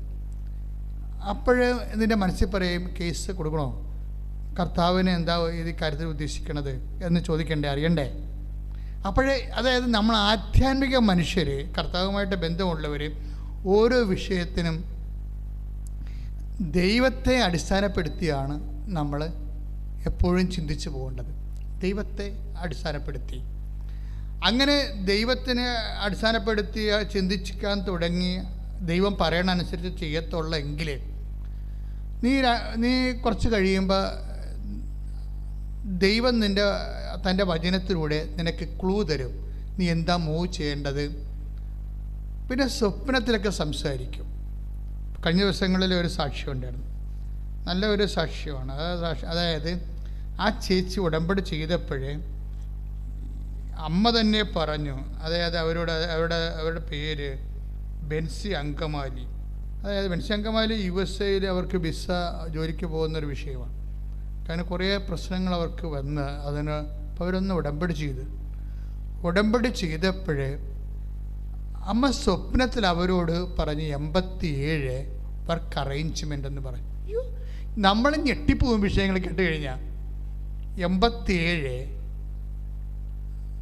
അതായത് ലേബർ ലോ ചേഞ്ച് എന്ന് പറഞ്ഞു. അത് ഇവർക്കറിയത്തില്ല. ഇവള് വിചാരിച്ച് അപ്പം അമ്മയാണ് സ്വപ്നത്തിൽ വന്നതെന്ന് മനസ്സിലായി. പക്ഷെ അമ്മയുടെ രീതി എന്ന് പറഞ്ഞാൽ ആ പെർട്ടിക്കുലർ സബ്ജക്റ്റ് ഡീൽ ചെയ്യും. നമ്മളിതിപ്പോൾ ഉടമ്പടിയിൽ വന്നൊക്കെ മനസ്സിലായതൊരു കാര്യം, ഉടമ്പടി സാക്ഷ്യങ്ങൾ കേൾക്കുമ്പോൾ നമുക്ക് മനസ്സിലാകണത്. കാര്യം എനിക്ക് നല്ലവണ്ണം അത് മനസ്സിലാകും. കാര്യം ഉടമ്പടി അമ്മ തരണ മുമ്പ് ഞാൻ ശുശ്രൂഷ ചെയ്തുകൊണ്ടിരുന്ന ആളാണ്. കാര്യം 1989 ശുശ്രൂഷ തുടങ്ങിയത്. 2004 അമ്മ പ്രത്യക്ഷപ്പെട്ടത്. 2015 നമുക്ക് ഉടമ്പടി കിട്ടിയത്. അപ്പോൾ അത്രയും കാലത്തെ ശുശ്രൂഷയിൽ ഉണ്ടാകുന്ന അനുഭവങ്ങളൊക്കെ എനിക്കറിയാം. പണ്ടെനിക്ക് സാക്ഷ്യപേടകം എന്ന് പറഞ്ഞൊരു പുസ്തകം ഉണ്ടായിരുന്നു കൃപാസനത്തിന്, സാക്ഷ്യപേടകം. ഇപ്പോഴും ഉണ്ട് ആ പുസ്തകത്തിൻ്റെ പഴയ കോപ്പികൾ ഇപ്പോഴും ഉണ്ട്. അതിൻ്റെ അർത്ഥം വെച്ചാൽ അന്ന് നടന്ന പ്രധാനപ്പെട്ട സാക്ഷ്യങ്ങളെല്ലാം ആശുപത്രികളിൽ കൊണ്ടുപോയി കൊടുക്കാൻ വേണ്ടി ഉണ്ടാക്കിയൊരു പുസ്തകമാണത്. ആശുപത്രികളിൽ കൊണ്ടുപോയി കൊടുക്കാൻ, ആശുപത്രി രോഗികളായിട്ടിരിക്കുന്ന സമയത്ത് സാക്ഷ്യങ്ങൾ കേൾക്കുമ്പോൾ കർത്താവ് അവരോട് സംസാരിക്കും, ഇല്ലേ? അപ്പം അത് അങ്ങനെ ഒരു സുവിശേഷ ജോലിക്ക് വേണ്ടി ഉണ്ടാക്കിയ സാക്ഷ്യപേടകം. ആ സാക്ഷ്യപേടകത്തിൽ ഒരു 100 കണക്കിന് സാക്ഷ്യങ്ങളുണ്ട്, നല്ല സാക്ഷ്യങ്ങൾ. പക്ഷേ ഉടമ്പടിയുടെ കാലം വരുമ്പോൾ ഉടമ്പടി very particular, very personal, up to the matter. അതാണ് ഉടമ്പടി സാക്ഷ്യങ്ങളുടെ ഒരു ഫീച്ചർ എന്ന് പറയുന്നത്. അത് വളരെ വ്യക്തതയുണ്ടാകും. വ്യക്തതയല്ല, വളരെ വ്യക്തിപരമായിരിക്കും, ഭയങ്കര ക്ലാരിറ്റി ആയിരിക്കും. Above all it is so personal. ഇപ്പോൾ വ്യക്തിയോട് ഇപ്പോൾ അമ്മ എന്താ പറയണത്, നിന്നെ അവളോട് എന്താ പറഞ്ഞത്, അവളോട് എന്താ അമ്മ പറഞ്ഞത്? അതായത് രാത്രി അവൾക്കുണ്ടാകുന്ന സ്വപ്നമാണ്. ശ്രുതികട്ടെ ഹല്ലേലൂയ, യേശുവേ ആരാധന ആരാധന ആരാധന ആരാധന hallelujah hallelujah hallelujah hallelujah hallelujah hallelujah യേശുവേ നന്ദി കർത്താവേ, സ്തോത്രം ദൈവമേ, ഹല്ലേലൂയ ഹല്ലേലൂയ ഹല്ലേലൂയ യേശുവേ ആരാധന, ഹല്ലേലൂയ കർത്താവേ ആരാധന. കർത്താവേ ഞങ്ങൾ അങ്ങയെ സ്തുതിച്ച് പ്രാർത്ഥിക്കുന്നു. കർത്താവേ യേശുവേ ഞങ്ങൾ സമർപ്പിച്ച് പ്രാർത്ഥിക്കുന്നു. ബെൻസി വർഗീസ് അങ്കമാലിയിലുള്ള സഹോദരിയുടെ പ്രശ്നം, അവർക്ക് എമിഗ്രേഷനിൽ നിന്ന്, US എമിഗ്രേഷനിൽ നിന്ന് ഒരു പേപ്പർ വരണം.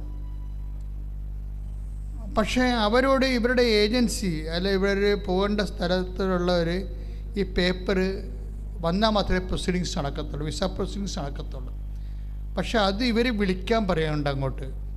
അപ്പോൾ അവർ പറയുന്നത്, ബെൻസി പറയേണ്ടതിൻ്റെ പ്രശ്നം വെച്ച് കഴിഞ്ഞാൽ, എനിക്ക് അവർക്ക് അമേരിക്കയിലുള്ളവർക്ക് രാത്രി, നമുക്ക് പകലാണ്. അപ്പോൾ ഞാൻ പകൽ വിളിച്ചാൽ അവർ രാത്രി ആയിരിക്കും, അവർ ഉറക്കമായിരിക്കും. അത് കാരണം ഞാൻ കുറേ ദിവസങ്ങൾ രാത്രി ഉറക്കം നിന്ന് ഇവരെ വിളിച്ച്, അവർക്ക് പകലാണല്ലോ. അപ്പോൾ ഓരോ മനുഷ്യൻ അനുഭവിക്കുന്ന പ്രശ്നങ്ങളെ, അതിനാണ് അവരൊന്ന് ഉടമ്പടി ചെയ്തിരിക്കുന്നത്. അതായത് വിളിച്ചു കഴിയുമ്പോൾ അവസാനം ഒരു പ്രാവശ്യം കിട്ടിക്കഴിയുമ്പോൾ ഈ അമേരിക്കക്കാർ ബെൻസി പറയണത്, ഞാൻ പറഞ്ഞ ഇംഗ്ലീഷ് അവർക്ക് മനസ്സിലാണില്ല, അവർ പറഞ്ഞ ഇംഗ്ലീഷ് എനിക്ക് പറ്റണില്ല, എനിക്ക് മനസ്സിലാണില്ല. അപ്പോൾ വെറുതെ ലാഗിയാണ്. എല്ലാവരും അനുഭവിക്കുന്ന പ്രശ്നമാണിത്. അമേരിക്കയിലൊക്കെ ബ്രിട്ടനിലൊക്കെ പോകുന്ന എല്ലാവർക്കും അനുഭവിക്കേണ്ട ഒരു പ്രശ്നമാണ്. നമുക്ക് പകൽ, അവർക്ക് രാത്രി. അത് തന്നെ ഭാഷയുടെ അവസ്ഥ. നമ്മൾ പറഞ്ഞ ഇംഗ്ലീഷ് അവർക്ക് മനസ്സിലാണില്ല, അവർ പറഞ്ഞ ഇംഗ്ലീഷ് നമുക്ക് മനസ്സിലാണില്ല, പണിയായി. അവസാനം അമ്മയോട് ഇവൾ പറയും, ഇവൾ ലൈറ്റൊക്കെ അതിൻ്റെ പേര് റിക്വസ്റ്റ് ഇടും.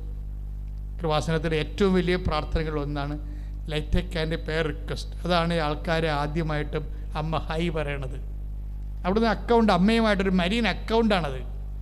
കാര്യം കയ്യെത്താത്ത ദൂരത്ത് നിൽക്കുന്ന ആൾക്കാർ, ആലപ്പുഴ എത്താനുള്ള സമയമോ സൗകര്യമോ ഇല്ലാത്ത ആൾക്കാർ, അന്യ ജില്ലകളിലും അന്യ സംസ്ഥാനങ്ങളിലും അതുപോലെ തന്നെ കോണ്ടിനെൻസിലൊക്കെ പെട്ടിരിക്കുന്ന ആൾക്കാർ, അവർക്കൊരു എമർജൻസി സിറ്റുവേഷൻ ഉണ്ടായാൽ അവർ ഉടനെ ചെയ്യണ, എനിക്ക് ഉടമ്പടിയും ലൈറ്റ് ക്യാൻഡിലും ഒരുമിച്ച് അമ്മ തന്നത്.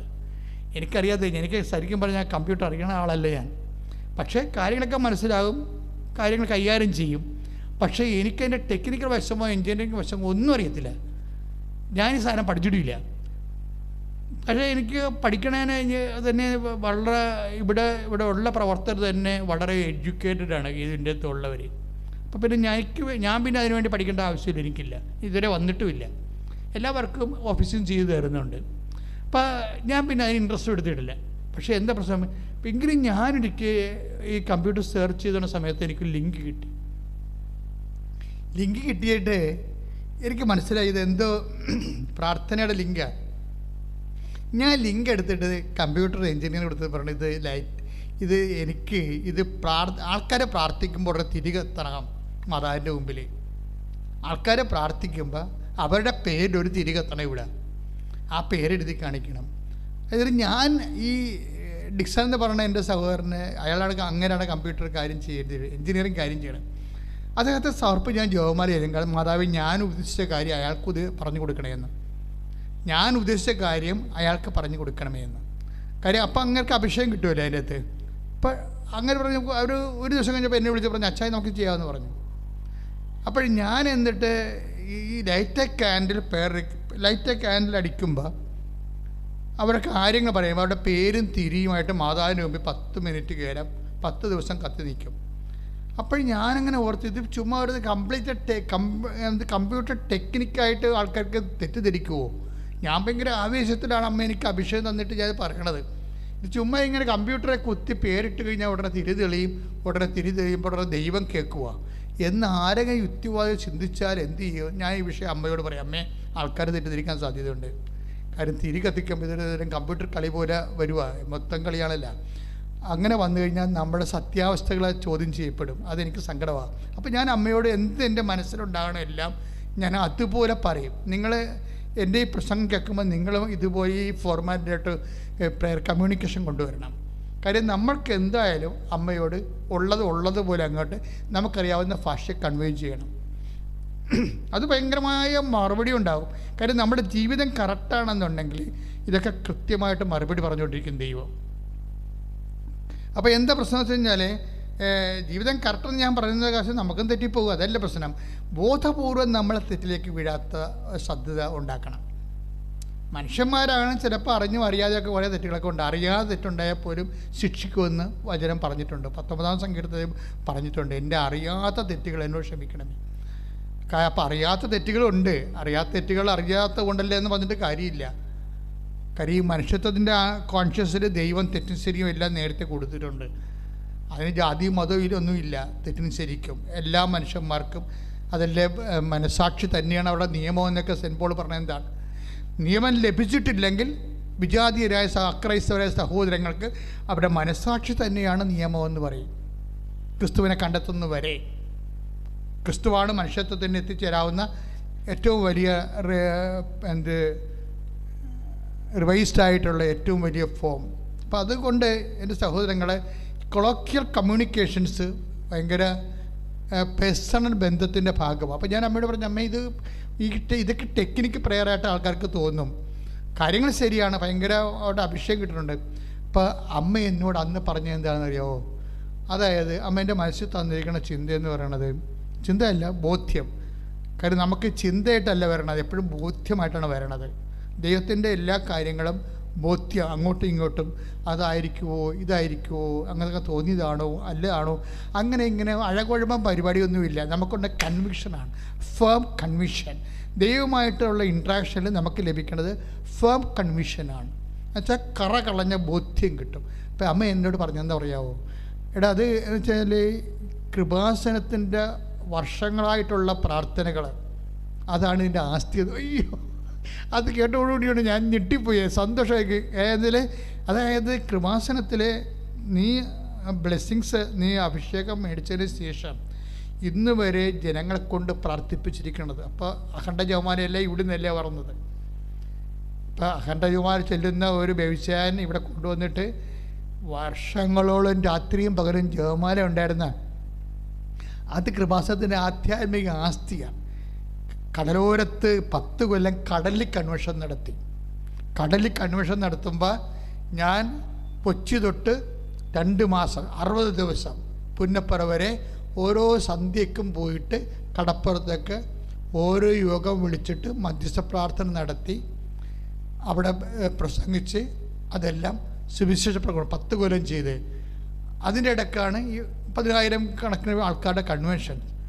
അതിന് കൃപാസനം ഇവിടെ തുടങ്ങിയപ്പോഴും ഈ 365 ദിവസം പ്രാർത്ഥിച്ചിട്ടുണ്ട്. ഓരോ ഗ്രൂപ്പുകൾ വന്നിട്ട് 365 ദിവസവും 24 മണിക്കൂറും ഇതെല്ലാം ആസ്തിയാണ്. അപ്പം ഇതിൻ്റെ ആസ്തി ഭയങ്കരമാണ്.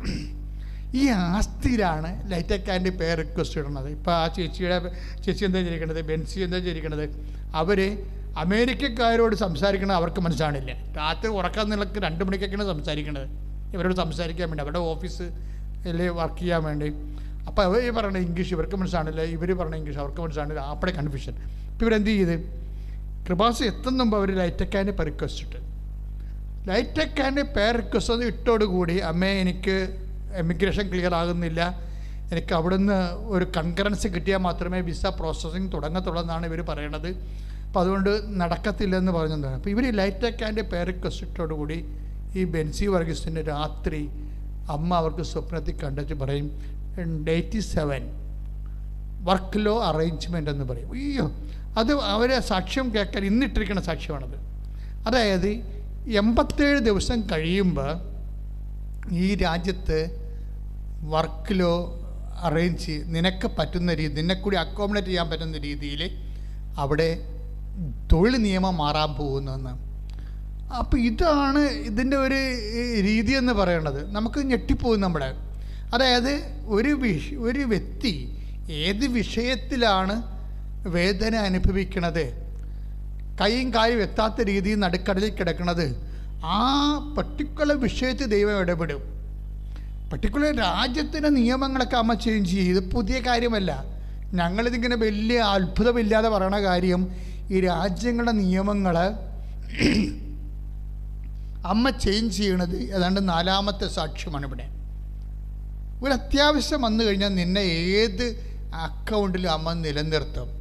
എൻ്റെ മക്കളെ, എൻ്റെ പ്രശ്നം വെച്ച് കഴിഞ്ഞാൽ ഒരിക്കലും നമ്മൾ ദൈവത്തിൻ്റെ രീതികളൊക്കെ കണ്ടു കഴിഞ്ഞാൽ പിന്നെ നമ്മൾ പാപമെന്ന് പറയണത് എന്താ, ആ ദൈവത്തിൽ നിന്ന് അകന്നു പോണത് മാത്രമാണ്. അല്ല, നീ ചെയ്ത് കൂട്ടണ മണ്ടത്തരങ്ങളും കാര്യങ്ങളൊന്നും അല്ല. പാപമെന്ന് പറയണത് എന്താ, നിന്നെ പരിപാലിക്കണ ദൈവത്തിൽ നിന്ന് മറന്നു പോണത്, ഓർക്കാതിരിക്കണതാണ് പാപം. ശരിക്കും ഞാൻ മുമ്പ് എന്താ പറഞ്ഞത്, പാപം എന്ന് പറയണത് മനുഷ്യത്വത്തിനെതിരായി വരുന്ന എല്ലാ പാപം, അത് ജനറലാണ്. ഇത് പെർട്ടിക്കുലറായിട്ട് വരുമ്പോൾ എന്താ പറയുക, പാപം എന്ന് പറയണത് നിന്നെ ഇതുപോലെ സ്നേഹിക്കണ ദൈവത്തിനും കുറിച്ച് ഓർക്കാണ്ട് ഓരോ കാര്യങ്ങൾ ചെയ്ത് കൂട്ടത്തില്ലേ, ഓർക്കാണ്ട്, ദൈവത്തിന് ഓർക്കാണ്ട്. ഇന്നലെ എൻ്റെ ഒരു സഹപ്രവർത്തകൻ എന്നെ വിളിച്ചു. ഒരു ചെറിയ അങ്ങേരുടെ തോട്ടത്തിലൊരു ചെറിയ അടിയുണ്ടായി. അപ്പോൾ എന്നോട് ചോദിച്ചു, ഞാൻ ഒരു റിവോൾവറിൻ്റെ ലൈസൻസിന് വേണ്ടി അപേക്ഷിക്കാൻ പോവുകയാണ്. ഞാൻ പറഞ്ഞു, എന്തിനു ഷൂട്ട് ചെയ്യാനാണ്? അപ്പോഴേ കർത്താവിനോട് പറഞ്ഞ് അവനോട് പറയണം, ആത്മാവിൽ തുടങ്ങിയിട്ട് ശരീരത്തിൽ അവസാനിപ്പിക്കരുതെന്ന്. ബൈബിളിലുണ്ടാകുന്ന സാധനമാണ്, ബൈബിളൊരു വാക്കാണത്. ആത്മാവിൽ തുടങ്ങും പലരും, പക്ഷേ ലോകത്തിൻ്റെ ഇവിടെ മനുഷ്യനെ പൊറുപ്പിക്കത്തില്ല. വഴിയെ പോണവനും കയറി നമ്മളെ ഞൊണ്ടിച്ചും പോകും. അപ്പം അങ്ങനെ വരുമ്പോൾ നമ്മൾ അലർജറ്റിക്കാവും. അലർജറ്റിക്കായി കഴിയുമ്പോൾ, സിറ്റുവേഷൻസ് ചേഞ്ച് ആകുമ്പോൾ നമ്മളെന്ത് ചെയ്യും, നമ്മളും മാനുഷികവുമായിട്ട് തന്നെ പ്രതികരിക്കും. ഇതൊരു ടെസ്റ്റിംഗ് ടൈമാണ്. അപ്പോൾ ടെസ്റ്റിംഗ് ടൈം ആകുമ്പോൾ ഉണ്ടാകുന്നൊരു വിഷയം ഇതുപോലെ എല്ലാവർക്കും ഉണ്ടാവും. നിന്നെ ഒരു ഘട്ടം കഴിയുമ്പോൾ നീ വളർന്നു, നീ ദൈവത്തിൻ്റെ കൂടെയാണോ, നീ ദേവാലയത്തിൽ പോകുന്നുണ്ട്, കുർബാന കൂടുന്നുണ്ട്, കുർബാന സ്വീകരിക്കുന്നുണ്ട് ഒക്കെ വരുമ്പോൾ നീ ഓർക്കും, നീ ഒക്കെയാണ് ഇതാണ് ക്രിസ്തീയ ജീവിതമെന്ന് നീ വിചാരിക്കും. ഉടനെ നീ എവിടം വരെ എത്തിയെന്നുള്ളത് അറിയിക്കാൻ വേണ്ടി പെട്ടെന്ന് കർത്താവ് അടുത്ത ഒരു പാഠം തുടങ്ങും, അടുത്തൊരു സിലബസ് തുടങ്ങും. വഴിയെ പോകണമെന്ന് നമ്മുടെ താടിക്കെട്ട് തട്ടിച്ചും പോകും. വെറുതെ ഒരു കാര്യമില്ലേ, അവൻ്റെ പുറകെ നമുക്ക് അവളം മടലും കൊണ്ടോടും, അവനെ ഒലക്കും കൊണ്ടോടും. വെറുതെ നിന്ന് നമ്മുടെ അല്ലേ ചുമ്മാ ചൊറിച്ചും പോയത്, എന്നാൽ അവനിട്ട് തിരിച്ച് പണി കൊടുക്കാമെന്ന് പറഞ്ഞുകൊണ്ട് അവനെ കിട്ടില്ല, അവൻ അനിയനിട്ടെങ്ങും തട്ടിച്ചും പോകും. തട്ടി മീൻസ് നമ്മൾ വീണ്ടും ഏണിയും പാമ്പും കളിയാണത്. നമ്മളെ വീണ്ടും പാമ്പ് കൊത്തി കൊണ്ടുവന്ന് 2 വെക്കും. ഒയ്യോ, എന്ത് കഷ്ടപ്പെട്ട് ഏണിയൊക്കെ 99-ലായതാ. പക്ഷെ ഒരു പ്രതിയോഗി വരണ സമയത്ത് നമ്മൾ കർത്താവ് പറയും, നീ ഇങ്ങനെ ആയത് പതയാണിത്, ഇത് പതയാണ്. നമ്മൾ പാലൊക്കെ എടുക്കുമ്പോൾ ചായക്ക് എടുക്കില്ലേ, ചായ ഇങ്ങനെ എടുക്കത്തില്ലേ, ഇങ്ങനെ വീശുമ്പോൾ ചായ ഇങ്ങനെ വീശിക്കഴിയുമ്പോൾ എങ്ങനെ കൊണ്ടുവന്ന് ടക്ക് എന്ന് പറഞ്ഞൊരു വെപ്പൊക്കെ വെക്കും നമ്മുടെ അല്ലേ ചായക്കടയിൽ. നമ്മളെ സി ക്ലാസ് തിയേറ്റർ കടയിലൊക്കെ ചെന്ന് കഴിഞ്ഞാൽ അവർ കൊണ്ടുവന്ന് അത് വില്ലേജ് മോഡലിൽ കൊണ്ടുവന്ന് ചായ വെക്കും. അപ്പം ഈ വലിയപ്പന്മാർ ചായ കുടിച്ചിട്ട് പറയവേ, എന്നെയാണ് ഇത് മുഴുവൻ പതയാണല്ലോ എന്ന് പറയും. അപ്പോൾ കടക്കാരൻ പറയും, ആ പതേ മര്യാദക്കൊന്ന് ഒന്ന് വടച്ച് കളഞ്ഞാൽ മതി, ചായ കിട്ടിക്കൊള്ളൂ എന്ന് പറയും. നിങ്ങൾ തന്നെ കാശുകൊണ്ട് സാധനത്തുണ്ട്. പിന്നെ എന്താണ്, ഇപ്പം വീത്തി പതയാക്കിയതാണ്. പല ആധ്യാത്മികതയും വീത്തി പതയാക്കിയതാണ്, പത കളയാനുള്ള സാധനമാണ്.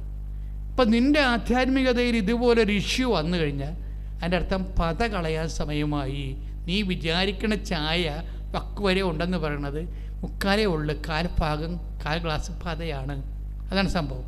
ഈ പതയാണ് എന്ന് നമ്മളെ ഓർപ്പിക്കാൻ വേണ്ടി ഇടയ്ക്കിതുപോലെ ഇഷ്യൂസ് ഉണ്ടായിക്കൊണ്ടിരിക്കും.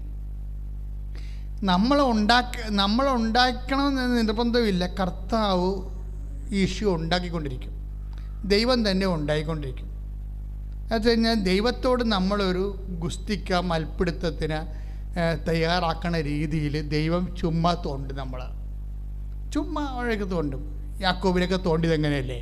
ആ മര്യാദക്ക് ഭാര്യയും മക്കളെ കൊണ്ട് അപ്പുറത്ത് ജാബോക്ക് നദിക്കടയിൽ അപ്പുറത്താക്കിയിട്ട് ഇപ്പുറത്ത് വന്ന് ഒരു കല്ലും തലയെ വെച്ച് കിടന്ന് ഉറങ്ങിയ സമയത്ത് അവനെ വന്ന് കാലുപടക്ക് ഇടിച്ചു. വല്ല കാര്യമുണ്ടാ?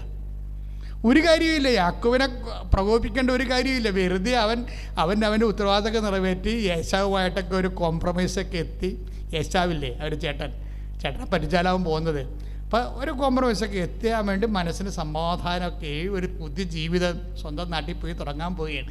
അതിൻ്റെ ഭാഗമായിട്ടാണ് ഇവരെ കൊണ്ടുപോയി ഭാര്യൻ അപ്പുറത്താക്കി, മക്കളെ അപ്പുറത്താക്കി, കന്നുകാലെ അപ്പുറത്താക്കി, യാക്കോബ് ഇപ്പുറത്ത് വന്ന് സ്വസ്ഥമായിട്ട് ഈ മക്കളുടെ അവരെ കലവിലാതൊന്നും ഇല്ലാതെ ഒന്ന് ഉറങ്ങാൻ വേണ്ടി കിടക്കിയ പുള്ളി ഉറങ്ങി കാണത്തില്ല. പല ദിവസങ്ങളായിട്ട് ഈ യേശാവിന് വേണ്ടിയുള്ള പശുവിനെ 40 പശു, അതുപോലെ തന്നെ 150 ആടെന്നൊക്കെ പറഞ്ഞ് ഇതിനൊക്കെ തിരിക്കണയിൽ എണ്ണിക്കൂട്ടി തിരിക്കുന്ന ഒരു കണ്ടീഷനിലായിരുന്നു. അപ്പോൾ അതിൻ്റെ പുള്ളിക്ക് ഉറങ്ങാൻ പറ്റിയിട്ടില്ല. അതിൻ്റെ പുള്ളിക്ക് ഉറങ്ങാൻ വേണ്ടി ഇതിനെല്ലാത്തിനും ഇവരുടെ കലാവിലെ ആടിൻ്റെ സ്വരവും പശുവിൻ്റെ സ്വരവും ഒട്ടകത്തിൻ്റെ അമറലും എല്ലാം കൂടി കേട്ട് പുള്ളിക്ക് ഉറക്കാൻ പറ്റും. അത് കാരണം ഇതിനെല്ലാത്തിനും നദി കടത്തി അപ്പുറത്താക്കിയിട്ട് പുള്ളി ഇപ്പുറത്ത് ഒറ്റയ്ക്ക് വന്ന് മര്യാദക്കൊന്ന് ഉറങ്ങാമെന്ന് ആയപ്പോൾ തന്നെ ദൈവം താത്തി വന്നിട്ട് ഒരു തലവിടക്ക് ഇടിച്ച്, വെറുതെ കിടന്ന തലവിടക്ക് ഇടിച്ച് അവൻ ചാടി എന്നിട്ട് പിടിച്ച് അവസാനം ഈ രംഗം എൻ്റെ ഒത്തിപ്പാട്ട് ഫോട്ടിനോടുമ്പോൾ നമ്മൾ കാണുന്നത് യാക്കോബ് ഇങ്ങനെ മുടന്തി പോണ കാണുന്നത്. ഇപ്പം ആവശ്യമില്ലാത്ത എന്താ സംഭവിച്ചു കഴിഞ്ഞാൽ യാക്കോബ് ഏതാണ്ട് കൈകാര്യം ചെയ്തു, തൻ്റെ ബുദ്ധി കൈകൊണ്ട് യേശാവിനെ കൈകാര്യം ചെയ്തു എന്ന് പുള്ളിക്കൊരു തോന്നലേ. ദൈവത്തിന് ഒരു നിമിഷം അയാൾ മറന്നുപോയി. അയാളുടെ കഴിവ് കൊണ്ട് ചേട്ടായിയുമായിട്ടുണ്ടായിരുന്ന പ്രശ്നം സെറ്റ് ചെയ്തു. അപ്പോൾ യാക്കോബിന് 2 ഭാര്യമാരും അവരുടെ 12 പേര്, പിന്നെ അവരുടെ സർവൻസിലുണ്ടാകുന്ന മക്കൾ, അങ്ങനെ 12 മക്കളുണ്ട്. അപ്പോൾ സമർത്ഥമായ ഒരു കുടുംബവും അതിനെ പോറ്റാനുള്ള പൊന്നും എല്ലാം എന്നെ പെണ്ണും അവിടെ പെണ്ണുമ്പിള്ളവെല്ലാം കള്ളികളായിരുന്നു. ആ വീട്ടിൽ നിന്ന് വരുമ്പോൾ അവർക്ക് സീതനം കിട്ടാഞ്ഞ കാരണം അമ്മാവൻ്റെ അടുക്കൽ മാക്സിമം അപ്പൻ്റെ അടുക്കൽ നിന്ന് അടിച്ചുകൊണ്ടാണ് പോകുന്നത്, ആങ്ങളുടെ അടിച്ചുകൊണ്ടാണ് പോകുന്നത്. ഇപ്പം ലേയയും ഫസ്റ്റാണ്, റാഹേലും ഫസ്റ്റാണ്. കാര്യം അവിടെ അങ്ങനെ ചെയ്തിട്ടാണ്. കാര്യം അയാൾ അതിൻ്റെക്കാൾ അർക്കിസ് പാർട്ടിയായിരുന്നു. ലാബാൻ എന്ന് പറഞ്ഞ ആൾ എനിക്ക് എത്രയോ വർഷം പണി ചെയ്തിട്ടാണ് ഇവനെ ഈ പരുവത്തിലാക്കി കളഞ്ഞത്. അവസാനം ദൈവം ഇവനെ അനുഗ്രഹിച്ച്. പക്ഷേ ഇങ്ങനെയൊക്കെയാണെങ്കിൽ ഇതെല്ലാം തൻ്റെ കഴിവ് കൊണ്ടാണെന്നൊക്കെ ചിന്തിച്ച് ദൈവത്തിനെ അവോയ്ഡ് ചെയ്ത് കളഞ്ഞ് യാക്കോബ്. അപ്പോഴാണ് പിടുത്തം വേണ്ടത്. ഇതുപോലെ ദൈവം ചിലപ്പോൾ ഒരു പിടുത്തം വരും നമ്മുടെ ജീവിതത്തിൽ. ഈ പിടുത്തത്തിൽ ശരിക്കും പറഞ്ഞാൽ പിടിക്കാൻ നിൽക്കാതിരിക്കുകയായിരിക്കും നല്ലത്. കാര്യം ഈ പിടിച്ചു കഴിഞ്ഞാൽ എപ്പോഴായാലും നമ്മുടെ എളി ഉളുക്കുമെന്ന കാര്യത്തിൽ യാതൊരു ഡൗട്ടുമില്ല. അമ്മ ആണെങ്കിൽ അമ്മയ്ക്ക് എത്ര സമയത്ത് വേണമെങ്കിലും അപ്പായുമായിട്ട് ഒരു ഗുസ്തിക്ക് തയ്യാറായിരുന്നു. കാര്യം അമ്മയോട് പറഞ്ഞ കാര്യങ്ങളൊന്നും അല്ല നടന്നത്, അല്ലേ? യാക്കോബിൻ്റെ ഗോത്രത്തിൽ അവരെന്നേക്കും ഭരിക്കും, ദാവീദിൻ്റെ സിംഹാസനം അവനൊക്കെ ലഭിക്കുമെന്നൊക്കെ പറഞ്ഞിട്ട് ഒരു കുന്തവും അവസാനം ചാണാക്കുഴി പെറ്റി കിടക്കേണ്ട കണ്ടീഷൻ. അപ്പം ഗുസ്തിക്ക് പറ്റുന്ന എല്ലാ പരിപാടിയും ദൈവം തന്നെ ഒപ്പിക്കും നമ്മുടെ ജീവിതത്തിൽ. ഇത് മനസ്സിലാക്കാനുള്ള ഒരു കഴിവ് അമ്മയ്ക്കുണ്ടായിരുന്നു. അമ്മ പറഞ്ഞു, അപ്പ ഗുസ്തിക്കുള്ള ഉദ്ദേശമാണെന്ന് എനിക്കറിയാം, പക്ഷെ നമ്മളതിന് കിട്ടത്തില്ല കേട്ടാ. പരിശുദ്ധാത്മാവ് എന്നോട് പറഞ്ഞിട്ടുണ്ട് അപ്പം ഗുസ്തിക്ക് വന്നിരിക്കണമെന്ന്. ഞാൻ ഗുസ്തിക്കില്ല. അമ്മ തർക്കിച്ചില്ല, അമ്മ ബഹളം ഉണ്ടാക്കില്ല, ഹൃദയത്തെ സംഗ്രഹിച്ചു. അതാണ് ഏറ്റവും അമ്മയുടെയൊക്കെ ഒരു നിലപാട്.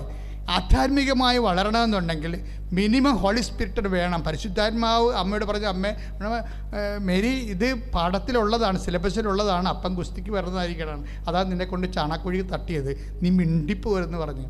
അതുകൊണ്ടാണ് അപ്പം ഞാൻ ഗുസ്തിക്കൊന്നുമില്ല, അപ്പം ഗുസ്തിയാണെന്നുള്ളത് എനിക്കറിയാം.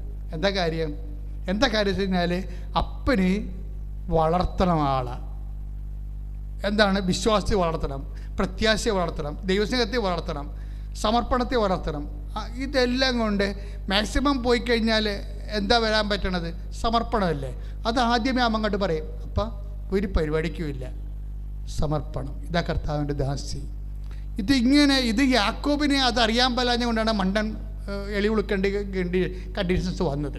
അപ്പം ഇതുപോലെ എപ്പോഴും നമ്മുടെ ജീവിതത്തിൽ ഒരു ഗുസ്തിയുമായിട്ടൊരാൾ വരും. ചിലപ്പോൾ നമ്മൾ ഉദ്ദേശിക്കുന്നത് ദൈവം വരുമെന്നും പറഞ്ഞാൽ നിങ്ങളിരിക്കണത് ദൈവമൊന്നും പറയേണ്ട, നാട്ടിലെ ഗുണ്ടകൾ വന്നാൽ മതി. എൻ്റെ സ്വന്തം ഇടവക ഇരുന്ന് ഞാൻ ജോലി ചെയ്തിട്ട് അവിടെ നാട്ടുകാരിലെ ഒരാൾ എന്നെ തല്ലിയിട്ടുണ്ട്, പോരെ? എങ്ങനെയുണ്ട് പരിപാടി?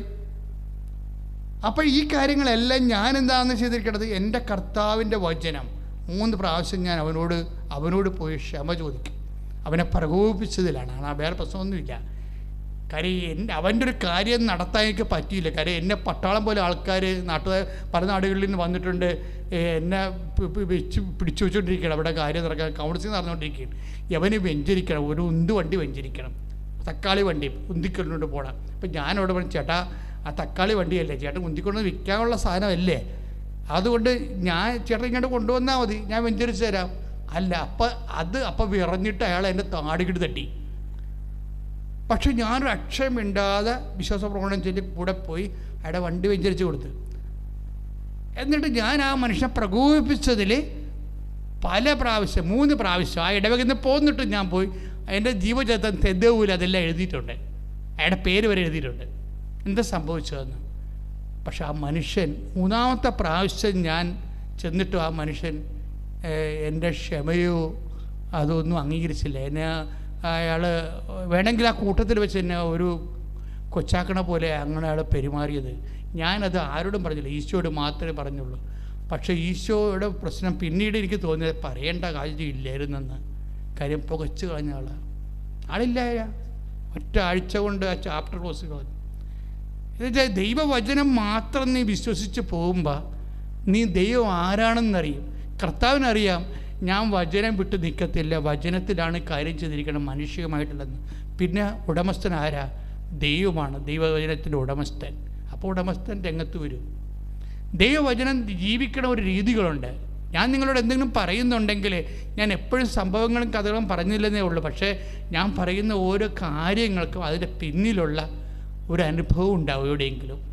പ്രാർത്ഥിക്കുക, കർത്താവായ ദൈവമേ, അങ്ങയുടെ വചനങ്ങള് പരിശുദ്ധ അമ്മയെ പോലെ അപ്പനുമായി യാക്കോബിനെ പോലെ ഗുസ്തിക്ക് തയ്യാറാകാതെ പരിശുദ്ധ അമ്മയെ പോലെ ജീവിതത്തിന്റെ അപ്രതീക്ഷിത അനുഭവങ്ങളിലെ സങ്കട അനുഭവങ്ങളിലെ സമീപനത്തോടെ സമർപ്പിതനായി ദൈവവചനത്തിന് ദാസിയായി നിൽക്കുവാൻ എന്നെ അഭിഷേകം ചെയ്യാൻ ദൈവ പൈതലായി രൂപാന്തരപ്പെടുത്തണമേ. ശ്രദ്ധിക്കട്ടെ. പരിശുദ്ധ പരമദിവ്യകാരുണ്യത്തിന് ഇപ്പൊ നമ്മള് പറഞ്ഞുകൊണ്ടിരുന്ന വിഷയം ബെൻസി വർഗീസിന്റെ വിഷയമാണ്. ബെൻസി വർഗീസ് ഉടമ്പടി ചെയ്തതിന് ശേഷം അവരെന്താ ചെയ്തിരിക്കുന്നത്? അവർ ആദ്യം ലൈറ്റക്കാരെ പരിക്കസിട്ടു, പിന്നീട് ഓൺലൈൻ ഉടമ്പടി ചെയ്തു. പിന്നീട് ലൈറ്റക്കാരൻ്റെ പരിക്കസ് ഇവിടെ എത്തണ വരെ നമുക്ക് നിലനിൽക്കാനുള്ളൊരു മാർഗമാണ് ദൈവം തന്നിരിക്കുന്നത്. ഒന്ന് ലൈറ്റക്കാരൻ്റെ പേർ റിക്വസ്റ്റ്. 10,000 മനുഷ്യരുടെ ലക്ഷക്കണക്കിന് പ്രാർത്ഥനയുടെ ഒരു വലിയ നിക്ഷേപത്തിലേക്കാണ് നീ ലൈറ്റക്കാരൻ്റെ പേർ റിക്വസ്റ്റ്. നിൻ്റെക്ക് ഒരു സങ്കടത്തിൻ്റെ കാലത്ത് അതിൻ്റെ ഓഹരി ചോദിക്കുമ്പോഴേ കൃപാസനത്തിന് പ്രൊഫൗണ്ടായിട്ടുള്ള അതിൻ്റെ അടിത്തറ ഉണ്ട്, ആത്മീയ അടിത്തറ. അതിൽ നിന്ന് അമ്മ നിന്നെ സഹായിക്കും. പെട്ടെന്നാണ് മറുപടി വരുന്നത്. അതിനുശേഷം അവർ ഓൺലൈൻ ഉടമ്പടി ചെയ്യുമ്പോൾ ഓൺലൈൻ ഉടമ്പടി ചെയ്ത് 24 മണിക്കൂറിനുള്ളിൽ അവർക്ക് ഇമെയിൽ കിട്ടും. കൺഗ്രാജുലേഷൻസ്, യുവർ ആപ്ലിക്കേഷൻസ് റിസീവ്ഡ്, നിങ്ങളുടെ എല്ലാ തടസ്സങ്ങളും മാറ്റിയിരിക്കണമെന്ന് പറഞ്ഞ് ലെറ്റർ കൊടുക്കും. അത് ജസ്റ്റ് 24 മണിക്കൂറാണ് അതിൻ്റെ അകത്ത് വർക്ക് ചെയ്യണത്. 24 മണിക്കൂർ. എത്രയോ കാലങ്ങളാണ് ഇവർ അതിനു വേണ്ടി അമേരിക്കക്കാരന് പകലാകാൻ വേണ്ടി നമ്മുടെ രാത്രികളെ പകലാക്കി എത്രയോ കാലം സംസാരിച്ചതാണ്. അവർക്ക് മനസ്സിലാകണ ഇംഗ്ലീഷ് അവർക്ക് മനസ്സിലാണില്ല, അവരുടെ പറയുന്ന ഇംഗ്ലീഷ് ഇവർക്ക് മനസ്സിലാണില്ല. ഇങ്ങനെ നീണ്ട കയറ്റി കിടക്കുന്ന സംഭവം അമ്മ ഓൺലൈൻ ഉടമ്പടി എന്ന് പറയുമ്പോൾ വിത്തിൻ നോ ടൈം 24 hours അവിടെ നിന്ന് ഇമെയിൽ വരികയാണ്. ഇതാണ് ഉടമ്പടി റേഞ്ച് എന്ന് പറയുന്നത്. ഇത് എന്തുകൊണ്ടാണ് ഇങ്ങനെ വരണമെന്ന് ചോദിക്കുമ്പോൾ ഉടമ്പടിയുടെ പാക്കേജ്, അതിൻ്റെ പദ്ധതി അതാണ്. അതായത് നമ്മളുടെ ഓരോ വിഷയത്തിനും അതായത് ഇന്ന് എന്തുകൊണ്ടാണ് ഇത്രയും എഡ്യൂക്കേറ്റഡ് ആൾക്കാർ ഉടമ്പടി ചെയ്യാൻ കാരണം എന്താണ്? ഇപ്പോൾ ഉടമ്പടി വരുന്ന എല്ലാവരും തന്നെ ഒന്നാമത്തെ ഉടമ്പടി ശരിക്കും പഠിക്കണം. വളരെ ശ്രദ്ധയോടെ പഠിക്കണവർക്ക് കൂടുതലാണ് അതിൻ്റെ കാര്യം. ഇതിൻ്റെ നമ്മൾക്കുണ്ടാകുന്ന അതുകൊണ്ടാണ് ഞങ്ങൾ 65 വയസ്സ് കഴിഞ്ഞാൽ ഉടമ്പടി എടുപ്പിക്കരുതെന്നൊക്കെ പറഞ്ഞത്. ഉടമ്പടി അവർക്ക് മനസ്സിലാകത്തില്ല. അവർ കൊണ്ടുവന്ന് യൂദാസ് പുന്നാൻ്റെ പെട്ടി അസാധ്യക്കാരൻ്റെ മധ്യസ്ഥം എന്ന് പറഞ്ഞുകൊണ്ട് കത്തിട്ടേക്കണ പോലെ അവർ പോകും. ചിലപ്പോൾ പ്രവർത്തനം ചെയ്യും, ചിലപ്പോൾ ചെയ്യത്തില്ല. കാര്യം അവരിങ്ങനെ ഈ കത്തിട്ട് അപേക്ഷ കത്തിട്ട് പഠിച്ചിട്ടുള്ള ആൾക്കാരാണ്. അസാധ്യ കാര്യമല്ലല്ലോ ഉടമ്പടി നടക്കണത്. ഉടമ്പടി നടക്കണ അസാധ്യ കാര്യങ്ങൾ നടക്കും. പിന്നെ എന്താണ്? അടിയന്തര എമർജൻസി ആയുള്ള കാര്യങ്ങൾ, അസാധ്യ കാര്യങ്ങൾ മാത്രമല്ല നടക്കണം ഉടമ്പടിയിൽ, അടിയന്തര കാര്യങ്ങൾ നടക്കും. ഇപ്പം കാനായിലെ കല്യാണ വിള തന്നെ അടിയന്തര വിഷയമാണ്. കല്യാണ അടിയന്തരത്തെക്കുറിച്ചല്ല പറയണത്. അതായത് അവർക്ക് വീഞ്ഞില്ലെങ്കിൽ എന്താ പ്രശ്നം? ഒരു 10 മിനിറ്റ് കഴിഞ്ഞാൽ അവിടുത്തെ ആൾക്കാർ പോകും. കല്യാണത്തിലൊക്കെ യഹൂദിൻ്റെ കല്യാണത്തിന് അറിയാമല്ലോ, പാനോപചാരം എന്ന് പറഞ്ഞത് 10 ദിവസമാണ്. അതിനൊരു പഠിക്കുക വരുമ്പോൾ തന്നെ ഒരു കോട്ട് കൊടുക്കും. ഒരു നമുക്ക് ഓവർകോട്ടില്ലേ, അതുപോലെ തന്നെയാണ് ഒരു ഓവർകോട്ട്. പഠിക്കൽ ചിലപ്പോൾ തന്നെ ഓവർകോട്ട് തൂക്കിയിട്ടേക്കും. അതൊക്കെ മുമ്പ് ഇവിടെ കല്യാണ കത്തുണ്ടാവും. കല്യാണ കത്തില്ലേ, അത് കത്ത് ഓരോരുത്തരെ അറിയിക്കുമ്പോൾ ഈ കല്യാണ കത്ത് അവർക്ക് കൊടുക്കും. കല്യാണ കത്തും കൊണ്ടാണ് ഇവർ വരുന്നത്. പഠിക്കുക വരുമ്പോൾ പഠിക്കുക ശിവായി നിൽക്കുന്നുണ്ടാവും. അയാൾ കത്ത് പരിശോധിക്കും. ആ പരിശോധിച്ചിട്ട് ഈ കത്തിൽ ഇയാളുടെ പേരുണ്ടെങ്കിൽ അതിനകത്ത് ആ കത്തിൻ്റെ അകത്ത് എല്ലാവരുടെയും പേരുണ്ടാവും. ആ കല്യാണത്തിന് വിളിച്ചിരിക്കുന്ന ആൾക്കാരുടെ മുഴുവൻ പേരുണ്ടാവും. ആ കത്ത് വായിച്ച് നോക്കിയിട്ട് ഇയാൾക്ക് കല്യാണ വസ്ത്രം കൊടുക്കും. അതാണ് കർത്താവ് ചോദിക്കുന്നത്. സ്നേഹിത കല്യാണ വസ്ത്രം എന്നൊക്കെ ചോദിക്കണില്ലേ, നിൻ്റെ കല്യാണ വസ്ത്രം എവിടെയെന്നൊക്കെ ചോദിക്കില്ലേ. അപ്പോൾ കത്ത് ലഭിക്കാത്ത ആൾക്കാർ അതിൻ്റെ അടുത്ത് കയറിയിരിക്കുകയാണ്. ഇപ്പോൾ മാത്രമല്ല ഇങ്ങനെയുള്ള അടിയന്തരം നോക്കി ഭക്ഷണം കഴിക്കാൻ പോകുന്ന ആൾക്കാർ പണ്ടുകൊണ്ടായിരുന്നു. അപ്പോൾ അതായത് സ്നേഹിത നിൻ്റെ കല്യാണ വസ്ത്രം എവിടെ? അപ്പോൾ അവൻ നിന്ന് പരിങ്ങും, ഗെറ്റ് ഔട്ട് എന്ന് പറയും, പുറത്ത് പോടാന്ന് പറയും. അപ്പോൾ എന്തൊരു ആ അലർച്ച വല്ലാത്ത അലർച്ചയായിപ്പോയി. ഞാനവിടുത്തെ വലിയ അവരൊരു കോംപ്രമൈസ് ചെയ്ത് ഇരുത്തേണ്ടതല്ല, അവരെ കോംപ്രമൈസ് ചെയ്ത് അവിടെ ഇരുത്തേണ്ടതല്ലായിരുന്നോ? പക്ഷെ എന്താ പ്രശ്നം? വരപ്രസാദത്തിൻ്റെ വിഷയമാണ്. കല്യാണ വസ്ത്രം എന്ന് പറഞ്ഞാൽ എന്താണ്? വരപ്രസാദമാണ്. നമ്മുടെ ഉള്ളിൽ നിൻ്റെ ആത്മാവിനെ പുണ്യപ്പെടുത്തുന്നതിന് ഈശോമിശിഹാ സ്ഥാപിച്ച കാണപ്പെടാത്ത അടയാളം, നമുക്ക് കാണപ്പെടാത്ത ദൈവത്തെ വരപ്രസാദം നമുക്ക് ലഭിക്കാൻ ഈശോമിശിഹാ സ്ഥാപിച്ച കാണപ്പെടുന്ന അടയാളമാണ് കൂദാശ. കൂദാശകളിലൂടെയും ജീവിതത്തിൻ്റെ സാക്ഷ്യങ്ങളുടെയാണ് നമുക്ക് വരപ്രസാദത്തിന് വരുമാനം കിട്ടുന്നത്. ഈ ഒരു സംഭവം ഇല്ലാത്ത കക്ഷിയാണ് അകത്ത് കയറി ഇരിക്കുന്നത്. എവിടെയാണ്? ദൈവരാജ്യത്തിൻ്റെ കാര്യമാണ് ഈ പറയണത്. കല്യാണ വിരുന്നെന്ന് പറയുമ്പോൾ എവിടെയാണ്? ദൈവരാജ്യത്തിലെ കല്യാണ വിരുന്നാണ് ഈ പറയണത്. അവിടെ മണവാൾ ഈശോയാണ്, സഭ മണവാട്ടിയാണ്. പക്ഷെ അതിൻ്റെ അകത്ത് വരപ്രസാദം ഇല്ലാത്ത പക്ഷിയോട് പറയണത് എന്താണ്? കേരൗട്ട് അടിച്ചിട്ടുണ്ടല്ലോ, ഒന്നൊന്നര അടിയടിക്കണ എന്ന് വെച്ചാൽ കാര്യത്തോടെടുക്കുമ്പോൾ അണ്ടിയോടെടുക്കുമ്പോൾ മാങ്ങയുടെ പുളി നമ്മൾ അറിയും എന്ന് പറഞ്ഞ പോലെ ഈ വരപ്രസാദം, നിത്യജീവൻ, ദൈവരാജ്യം എന്നൊക്കെ പറയുമ്പോൾ അവിടെ ഈശോയുടെ സംസാരത്തിൽ ഒരു പതുമയും ഇല്ല. അയാളെ ഗെറ്റൗട്ട് അടിക്കണമെന്ന് വെച്ചാൽ മിക്കവാറും ആ സ്ഥലം മൊത്തം കെട്ട് കാണും, ആ ഗ്രാമം. കാര്യം അത്രയും സീരിയസ് ആ വിഷയം. വരപ്രസാദം എന്ന് പറഞ്ഞാൽ വസ്ത്രമാണ്, പുണ്യത്തിൻ്റെ വരപ്രസാദത്തിൻ്റെ വസ്ത്രമാണ് കല്യാണ വസ്ത്രം എന്ന് പറയുന്നത്. ഇത് ദൈവരാജ്യത്തിൽ ഇല്ല എന്നുണ്ടെങ്കിൽ, നമ്മൾ ചെല്ലുമ്പോഴില്ലെങ്കിൽ നമ്മൾ ഗെറ്റ് ഔട്ടാണ്. എൻ്റെ അകത്ത് ഒരു സംശയമില്ല കാര്യത്തിൽ. അപ്പോൾ ഇവിടുത്തെ പ്രോബ്ലം എന്ന് വെച്ച് കഴിഞ്ഞാൽ ഇവിടെ വീഞ്ഞ് തീർന്നു പോയി. വീഞ്ഞ് തീർന്നു പോയത് എന്താവശ്യമാണത്? അത്യാവശ്യമല്ല, അസാധ്യകാര്യമല്ല. അസാധ്യകാര്യം ഇല്ലതേ. അസാധ്യകാര്യം അടുത്ത വീട്ടിൽ പോയി, അടുത്ത സ്ഥലത്ത് എവിടെയാണെന്ന് വെച്ചാൽ പോയി ഈ വായ്പ മേടിച്ചാൽ മതി, അല്ലെങ്കിൽ അടുത്ത കടയിൽ പോയി കടം മേടിച്ചാൽ മതി. ഇപ്പോൾ വായ്പ മേടിക്കുക, കടം മേടിക്കുക എന്നുള്ള പ്രൊവിഷൻസൊക്കെ അമ്മയ്ക്ക് അറിയാം. പക്ഷെ അമ്മ നിൽക്കുമ്പോൾ നിനക്ക് വായ്പ വാങ്ങിക്കേണ്ടി വരത്തില്ല. അമ്മ നിൻ്റെ വീട്ടിലുണ്ടെങ്കിൽ നിനക്ക് കടം മേടിക്കേണ്ടി വരത്തില്ല. ഇത് നീ പഠിക്കണം. ഞാനിത് പഠിച്ചത് ഞാൻ ഒരിടത്ത് വായിച്ചതല്ല. ഞാൻ അമ്മയുടെ കൂടെ അമ്മയുടെ ഉടുപ്പേ തൂങ്ങി നടന്ന കാലത്ത് അമ്മ പറഞ്ഞിട്ടുള്ള കാര്യങ്ങളാണിതെല്ലാം. നമ്മുടെ മനസ്സിൽ ആത്മാവ് തോന്നിയിട്ടുള്ള കാര്യമാണ്. ആ കാനായിലെ കല്യാണത്തിൽ ആ വിഷയം നിസ്സാര വിഷയമാണ്. അത് വേണമെങ്കിൽ അമ്മയ്ക്ക് പരിഹരിക്കണമെങ്കിൽ അടുത്ത കടയിൽ പോയി കടം മേടിക്കാൻ പറഞ്ഞാൽ മതി, അല്ലെങ്കിൽ അടുത്ത വീട്ടിൽ പോയി വായ്പ വാങ്ങിക്കാൻ പറഞ്ഞാൽ മതി. പക്ഷെ അമ്മ നിൽക്കുമ്പോഴേ നിന്നെ കണ്ടവൻ്റെ മുമ്പിൽ കൈനീട്ടാൻ അനുവദിക്കത്തില്ല. ഏത് അമേരിക്കക്കാരനാണെന്ന് പറഞ്ഞാലും അമ്മ ഇംഗ്ലീഷ്, നമ്മൾ പറഞ്ഞ ഇംഗ്ലീഷ് മനസ്സിലാകത്തില്ലെന്ന് പറഞ്ഞാലും അമ്മ ഇടപെട്ട് കഴിയുമ്പോഴല്ല അവൻ ചപ്പ അടിച്ചുകൊണ്ട് സാരി ഇങ്ങോട്ട് ഇമെയിൽ വിടും. അതാണ് കാര്യം. അത് അനുഭവിച്ചിട്ടുള്ളവൻ പിന്നെ ഒരിക്കലും പോകത്തില്ല. ഇതെന്ന് പറയുന്നത് നമ്മൾ വിചാരിക്കണം ചിന്തിക്കണം വിഷയമല്ല, അതിനേക്കാൾ വലിയ വിഷയമാണ്. അസാധ്യ കാര്യങ്ങളുടെ മധ്യസ്ഥന്മാർ. ഇപ്പം ചില കാര്യങ്ങൾ അപ്പോസ്തലന്മാർ പറഞ്ഞാലും നടക്കത്തില്ല, ഉറപ്പാണ്. ചില കാര്യങ്ങൾ അപ്പോസ്തലന്മാർ പറഞ്ഞാലും നടക്കത്തില്ല. എന്താ ഞാൻ അങ്ങനെ പറയാൻ കാര്യം? അതായത് ഇപ്പം നമുക്ക് ഉദാഹരണം കാനംകാരിയുടെ കാര്യമില്ലേ? കാനംകാരി ഒരു വിജാതി സ്ത്രീയാണ്. അവരെന്താ പറയണത്? ശ്രദ്ധിക്കണം. ആ വഹാഗ് എടുക്കാം നമുക്ക്. ശ്രദ്ധിക്കട്ടെ. Hallelujah hallelujah. കരങ്ങൾ ഉയർത്തിക്കൊണ്ട് സ്തുതിക്കട്ടെ. Hallelujah hallelujah. 26 അവൻ പറഞ്ഞു, മക്കളുടെ അപ്പമെടുത്ത് നായ്ക്കൾക്ക് എറിഞ്ഞു കൊടുക്കുന്നത് ഉചിതമല്ല. അവൾ പറഞ്ഞു, അതേ കർത്താവേ, നായ്ക്കളും യജമാനന്മാരുടെ മേശയിൽ നിന്ന് വീഴുന്ന അപ്പകഷ്ണങ്ങൾ തിന്നുന്നുണ്ടല്ലോ. 23 വായിച്ച് 15-23. എന്നാൽ അവനൊരു വാക്ക് പോലും ഉത്തരം പറഞ്ഞില്ല. ശിഷ്യന്മാർ അവനോട് അഭ്യർത്ഥിച്ചു, അവളെ പറഞ്ഞയച്ചാലും അവൾ നമ്മുടെ പിന്നാലെ വന്ന് നിലവിളിക്കുന്നുവല്ലോ. അടുത്ത വരി 24. അവൻ മറുപടി പറഞ്ഞു, ഇസ്രയേൽ ഭവനത്തിലെ നഷ്ടപ്പെട്ട ആടുകളുടെ അടുത്തേക്ക് മാത്രമാണ് ഞാൻ അയക്കപ്പെട്ടിരിക്കുന്നത്. അപ്പോൾ പുണ്യാളന്മാരെല്ലാവരും ഉണ്ട് അവിടെ. ശിഷ്യന്മാർ മൊത്തം ഉണ്ടേ. ശിഷ്യന്മാർ മൊത്തം അവിടെ ഇരിക്കുകയാണ് ഈ കാനങ്കാരുടെ കാര്യത്തിൽ. പക്ഷെ അത് വർക്കൗട്ട് ചെയ്തെടുത്ത സാധനം അവിടെയാണ് വിഷയം. അമ്മ ആരാണെന്ന് നമ്മൾ മനസ്സിലാക്കണം. അങ്ങനെയാണ് വിശുദ്ധന്മാരെല്ലാവരും ഉണ്ട്. പത്രോസ് ഉൾപ്പെടെ എല്ലാ, അന്ത്രയോസ്, ഫിലിപ്പോസ്, എല്ലാ കക്ഷികളും അവിടെ ഉണ്ട്.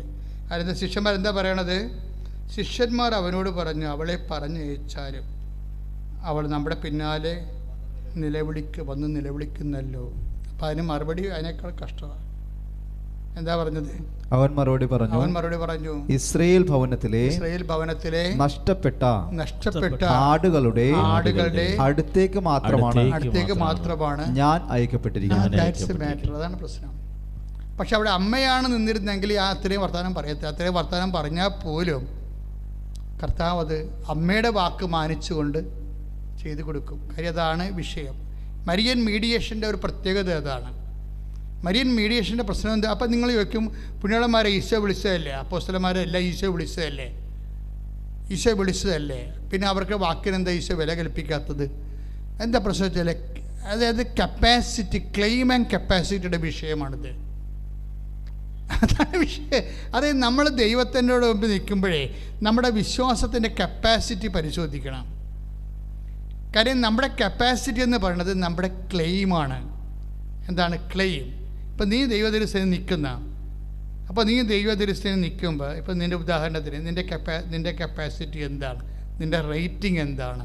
ഇപ്പം നീ നിൻ്റെ വീട്ടിലെ നിൻ്റെ ആങ്ങള അവന് അമേരിക്കന്ന് ഗേമേഡായെന്നൊക്കെ വരിക എപ്പോഴാണ് വന്നത്? നീ രണ്ടാമത്തെ കുർബാനയ്ക്ക് വേണ്ടി പോകാൻ വേണ്ടി, ആദ്യത്തെ കുർബാനയ്ക്ക് അപ്പനെയും പിള്ളേരൊക്കെ വിട്ടെങ്കിലും രണ്ടാമത്തെ കുർബാനയ്ക്ക് പോകാൻ വേണ്ടി നീ ഇറങ്ങി നിൽക്കുന്ന സമയത്താണ് നിൻ്റെ ആങ്ങള വന്നത്. ആങ്ങള വരുമ്പോൾ അവിടെ വെച്ച് ഈ പണ്ടാരങ്ങളെല്ലാം വന്നത് നമ്മളെ ദൈവത്തിന് അടിച്ചു മാറ്റാനായിരിക്കും. നിങ്ങളെപ്പോഴും ശ്രദ്ധിക്കേണ്ട വിഷയമാണ്. പരിശുദ്ധാത്മാവില്ലെങ്കിൽ പണി പാളും. എന്താ സംഭവം വെച്ച് കഴിഞ്ഞാൽ ഇവരെങ്ങനെ വന്ന് ഇപ്പോൾ ആങ്ങള വന്ന് പറഞ്ഞ കക്ഷി വന്നു. അയാൾ കാനഡയിലായിരുന്നു, അയാൾ വന്നതാണ്. അയാളുടെ പ്രശ്നം എന്ന് വെച്ച് കഴിഞ്ഞാൽ അയാൾ ആണ് ഇവളുടെ പെങ്ങളുടെ മകന് വിസ കൊടുക്കാമെന്ന് പറഞ്ഞിരിക്കുന്നത്. പക്ഷേ ഈ പെങ്ങളിപ്പോൾ എന്താ ചെയ്യാൻ പോണത്? എന്നാൽ സാരി കൊണ്ടേ കഴിച്ചിട്ട് ശരി. അപ്പോൾ പിന്നെ ഭർത്താവിനെ വിളിക്കുന്നെങ്കിൽ പള്ളിയിൽ നിന്ന് വരുമ്പോൾ ഇറച്ചി മേടിച്ചുകൊണ്ട് പോകും, പന്നി മേടിച്ചുകൊണ്ട് പോരാൻ പറയും. ഇപ്പം വേറൊരു പന്നിയായിട്ട് ഇവിടെ മാറും. ഇതാണ് സംഭവം. ആൾക്കാരെങ്ങനെ പരാജയപ്പെടണമെന്ന് ഞാൻ പറഞ്ഞുതരാം. ഇപ്പം വെച്ചാൽ ഒന്നാമത്തെ സംഭവം എന്താണ്? ഒന്നാമത്തെ കുർബാനയ്ക്ക് മക്കളെ വിട്ട് ഭർത്താവിനെയും വിട്ട് അവർ പോയി. രണ്ടാമത്തെ കുർബാനയ്ക്ക് ഇവർ ഒരുങ്ങി പുറത്തേക്ക് വന്നപ്പോഴാണ് ആങ്ങളെ കാനഡയിൽ നിന്ന് വന്നത്. ഇനി ഇവനെ എങ്ങാനും വെറുപ്പിച്ച് കഴിഞ്ഞാൽ മകൻ വീട്ടിൽ നിൽക്കും. അതുകൊണ്ട് കർത്താവിൻ്റെ അടുത്ത് പോകണോ, കുർബാനയ്ക്ക് പോകണോ, ആങ്ങളെ പ്രസാദിപ്പിക്കണോ, ദൈവത്തെ പ്രസാദിപ്പിക്കണോ, ഈ ഒരു സംഭവം എടുത്തു കഴിയുമ്പോൾ മിക്കവാറുമുള്ള പെണ്ണുങ്ങളെല്ലാം പടം ചായും. എന്താണ്? ആങ്ങളെ പ്രസാദിപ്പിക്കും. ആങ്ങളെ പ്രസാദിപ്പിച്ചുകൊണ്ട് കുർബാനയല്ലേ, കുർബാന നാളെയും കൂടാതെന്ന് പറയും. അതാണ് സംഭവം. ആങ്ങളെ നിത്യത വരെ ഉണ്ടാകുമെന്നാണ് ഈ പെരിച്ചായുടെ ചിന്ത. ഈ പണ്ടാരം മിക്കവാറും നീ കാരണം തന്നെ ഈ മനുഷ്യൻ ദൈവത്തിൽ തകർന്നു പോകും. എന്താ കാരണം? ഒന്നുമില്ലെങ്കിലേ അവന് എന്തെങ്കിലും നല്ല വാക്ക് പറഞ്ഞിട്ട് നിനക്ക് ദേ ഇപ്പം അളിയൻ വരും എന്ന് പറഞ്ഞാൽ ഫോണൊക്കെ കൊടുത്തിട്ട് അളിയനോട് സംസാരിച്ചിട്ട് നിനക്ക് നേരെ പള്ളിയിൽ പോകാം. പക്ഷേ പരിശുദ്ധാത്മാവ് നിനക്കില്ലാത്ത കാരണം നീ ഉടനെ വിളിച്ച് പറയുന്നത് എന്താണ്? ദേ അളിയൻ വന്ന് കേട്ടാ, അങ്ങനെ വന്നിട്ടുണ്ട്, നിങ്ങളെ പന്നി മേടിച്ചുകൊണ്ട് പോരാൻ പറയും. അതാണ് നീ പറയണത്. എന്നിട്ട് നീ സാരിയെല്ലാം കഴിച്ചിട്ട് നീ ഇവിടെ അടുക്കളയിൽ കയറിയൊക്കെയാണ്. ഇത് പിന്നെ കുറേ കുളുകുള വർത്തമാനം, നീ മെലിഞ്ഞു പോയില്ല, ചടച്ചു പോയില്ല, ആനെ കൂനെ ഒരു കാര്യമില്ലേ, അവനെ സോപ്പിടാൻ വേണ്ടി പഞ്ചാരടിക്കും ഒരു. അതായത് ഇതെല്ലാം ദൈവത്തിനറിയാം. നിൻ്റെ ഉടനെ നിൻ്റെ പെയിൻറ്റ് മാറണം കണ്ടില്ലേ? എന്തിനാണ് നിൻ്റെ ഈ ഗ്യാരണ്ടീഡ് ആണ് കളറാണെന്ന് ചോദിക്കണതാണ് പ്രശ്നം. ഓരോ ഇഷ്യൂ ഉണ്ടാകണത് എന്താണ്? നിൻ്റെ വിശ്വാസം ഗ്യാരണ്ടി ഉള്ളതാണോ? പലരുടെയും വിശ്വാസം ഐസ്ക്രീമല്ല, ഈ കേക്കിൻ്റെ പുറത്തിരിക്കുന്ന ബട്ടറാണ് സാധനം. ബട്ടറാണ് അത്. പിള്ളേർക്ക് മാന്തി തിന്നാനുള്ള സാധനമാണ്. നമുക്ക് കേക്ക് മുറിക്കുമ്പോൾ കണ്ടിട്ടില്ലേ? ആരാ വരുന്നത് ആദ്യം? കുഞ്ഞുങ്ങൾ വരും. കുഞ്ഞുങ്ങൾ നമ്മൾ മുറിക്കണമുമ്പോൾ തന്നെ കൈയുടെ അകത്ത് കുഞ്ഞി കൈയും കൊണ്ട് വന്നിട്ട് അതൊക്കെ അതുപോലെ തത്തയും പൂച്ചയും അതുപോലെ തന്നെ പൂവൊക്കെ പറിച്ചു തിന്നുകൊണ്ട് പോകും. അപ്പോൾ നമ്മളിവിടെ കൈ പോവും അമ്മ എടുത്ത് തരാം, അമ്മ എടുത്ത് തരാമെന്ന് പറഞ്ഞു കഴിഞ്ഞാൽ അതൊന്നും സമ്മതിക്കത്തില്ല, കൊച്ചുപിള്ളയുടെ സ്വഭാവമാവില്ല. അപ്പോൾ എന്താണ്? കേക്കിൻ്റെ പുറത്തിരിക്കുന്ന ബട്ടർ കുഞ്ഞുങ്ങൾക്കുള്ളതാണ്. കേക്ക് ഉണ്ടാക്കുന്ന ആൾക്കാരുടെ ഉദ്ദേശം അതാണ്. ഷുഗർ പിടിച്ച പ്രായമുള്ളവർക്കുള്ളതല്ലത്, കുഞ്ഞുങ്ങൾക്കുള്ളതാണത്. അവർക്ക് രസം ഉണ്ടാക്കാൻ വേണ്ടി ഉണ്ടാക്കിയിരിക്കുന്നതാണ്. അപ്പോൾ അവരതെങ്ങനെയെങ്കിലൊക്കെ കൈ മുറിച്ചൊക്കെ കൊണ്ടുപോയിക്കൊള്ളും.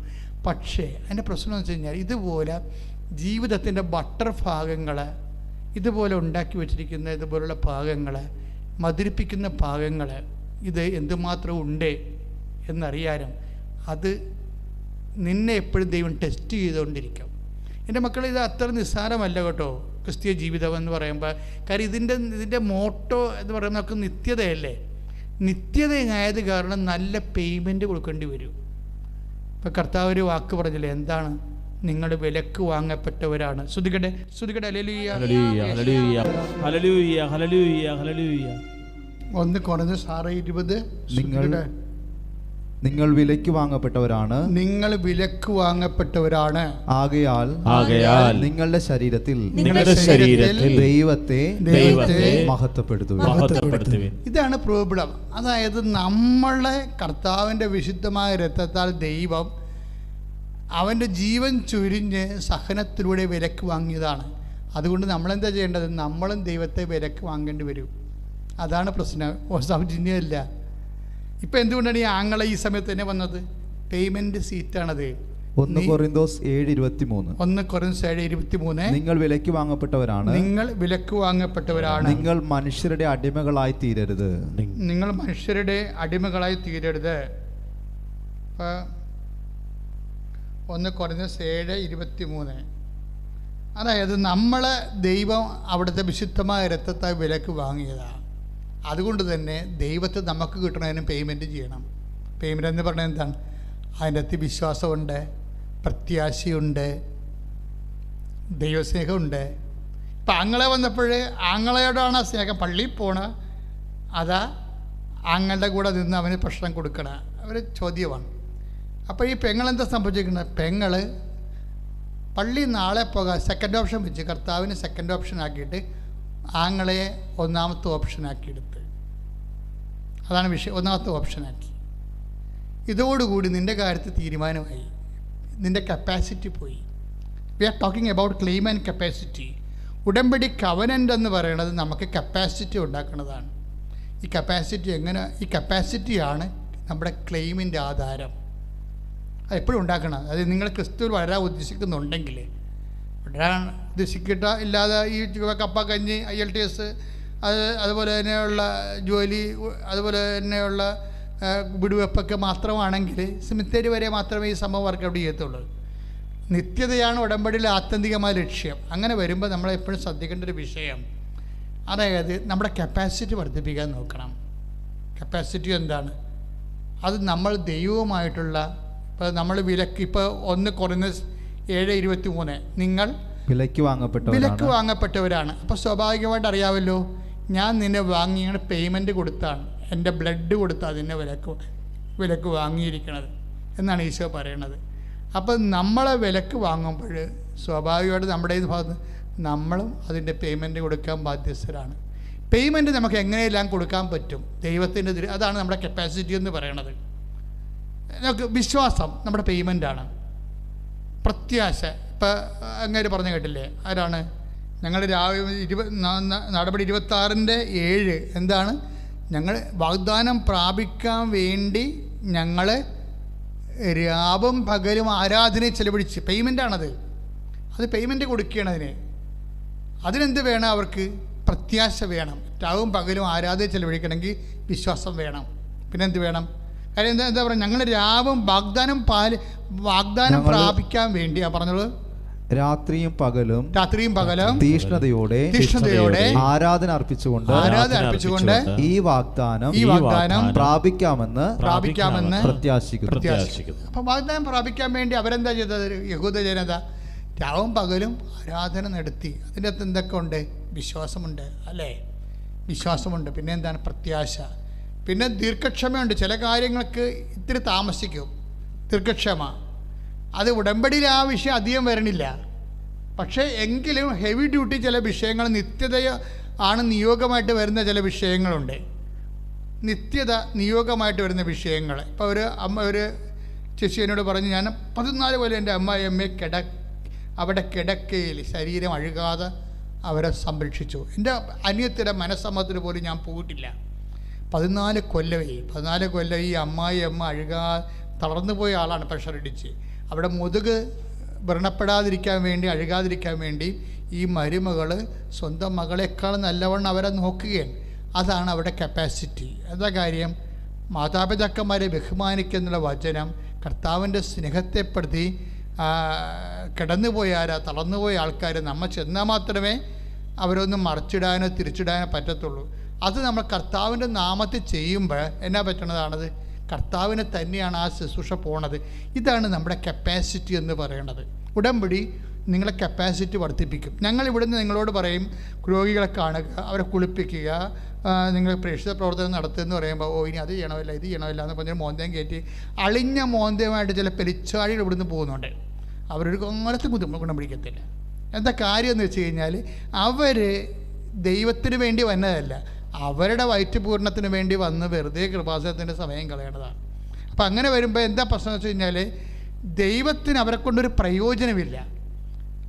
കാര്യം എന്താണ്? ദൈവം ചില കാര്യങ്ങൾക്ക് അവർക്ക് കപ്പാസിറ്റി ഇല്ല. ഇത്തിരി ഹെവി ഇവർ രോഗിയായ കുടുംബത്തിൽ തന്നെ ഉണ്ട് രോഗികൾ കുളിപ്പിക്കാൻ വേണ്ടി മാത്രമുള്ളവർ. ഇപ്പോൾ 2 കുഞ്ഞുങ്ങൾ, അനിയൻ്റെ ഭാര്യയാണ്, അവർക്ക് 2 കുഞ്ഞുങ്ങളുണ്ട്, പിഞ്ചു കുഞ്ഞുങ്ങളാണ്. അപ്പോൾ അതുങ്ങളെ ആ കാര്യമുള്ളത് കണ്ട് അപ്പന് ഭക്ഷണമൊക്കെ ഉണ്ടാക്കി കൊടുക്കും, പക്ഷേ കുളിപ്പിക്കാൻ പറ്റത്തില്ല. അപ്പോൾ ചേച്ചിമാരാരെങ്കിലും ചെറുത്തിമാരാരെങ്കിലും അല്ലെങ്കിൽ പെൺമക്കളാരെങ്കിലും ഒക്കെ ചെല്ലുകയാണെങ്കിൽ അവർ ഉടമ്പടി എടുത്തിട്ടുള്ളവരാണെങ്കിൽ അവരോട് പറഞ്ഞിട്ടുണ്ട്, നിങ്ങൾ പ്രായമായവർ അഴുകി മെഴുകിയൊക്കെ കിടക്കുന്നവരെ നിങ്ങളെ കുളിപ്പിക്കണം. അതെന്താണ്? അത് നമ്മുടെ കപ്പാസിറ്റി വർദ്ധിപ്പിക്കാനാണ്. കപ്പാസിറ്റി വർദ്ധിച്ചാൽ, ദൈവദൃശ്യ കപ്പാസിറ്റി വർദ്ധിച്ചാൽ എന്ത് സംഭവിക്കും? നമുക്ക് ക്ലെയിം ഉണ്ടാകും. ക്ലെയിം കർത്താവിൻ്റെ കപ്പാസിറ്റി എന്ന് പറയുന്നില്ല, അതല്ലേ ഇപ്പോൾ അയാൾ പറയണത് 3:6 പറയണില്ലേ, അല്ലേ? നടപടി പുസ്തകം പറയുമ്പോൾ ഉടനെ കാണുമ്പോൾ എന്താ കപ്പാസിറ്റിയെക്കുറിച്ചാണ് പറയണത്? എനിക്ക് പൊന്നും വെള്ളിയോ ഒന്നുമില്ല, വെള്ളിയോ സ്വർണമോ എന്റെ കയ്യിലില്ല. നടപടി 3:6 അല്ലേ? അതെ അതെ, നടപടി 3:6 ഒന്ന് പറഞ്ഞേ. വെള്ളിയോ സ്വർണമോ എന്റെ കയ്യിലില്ല, എന്റെ കയ്യിലില്ല.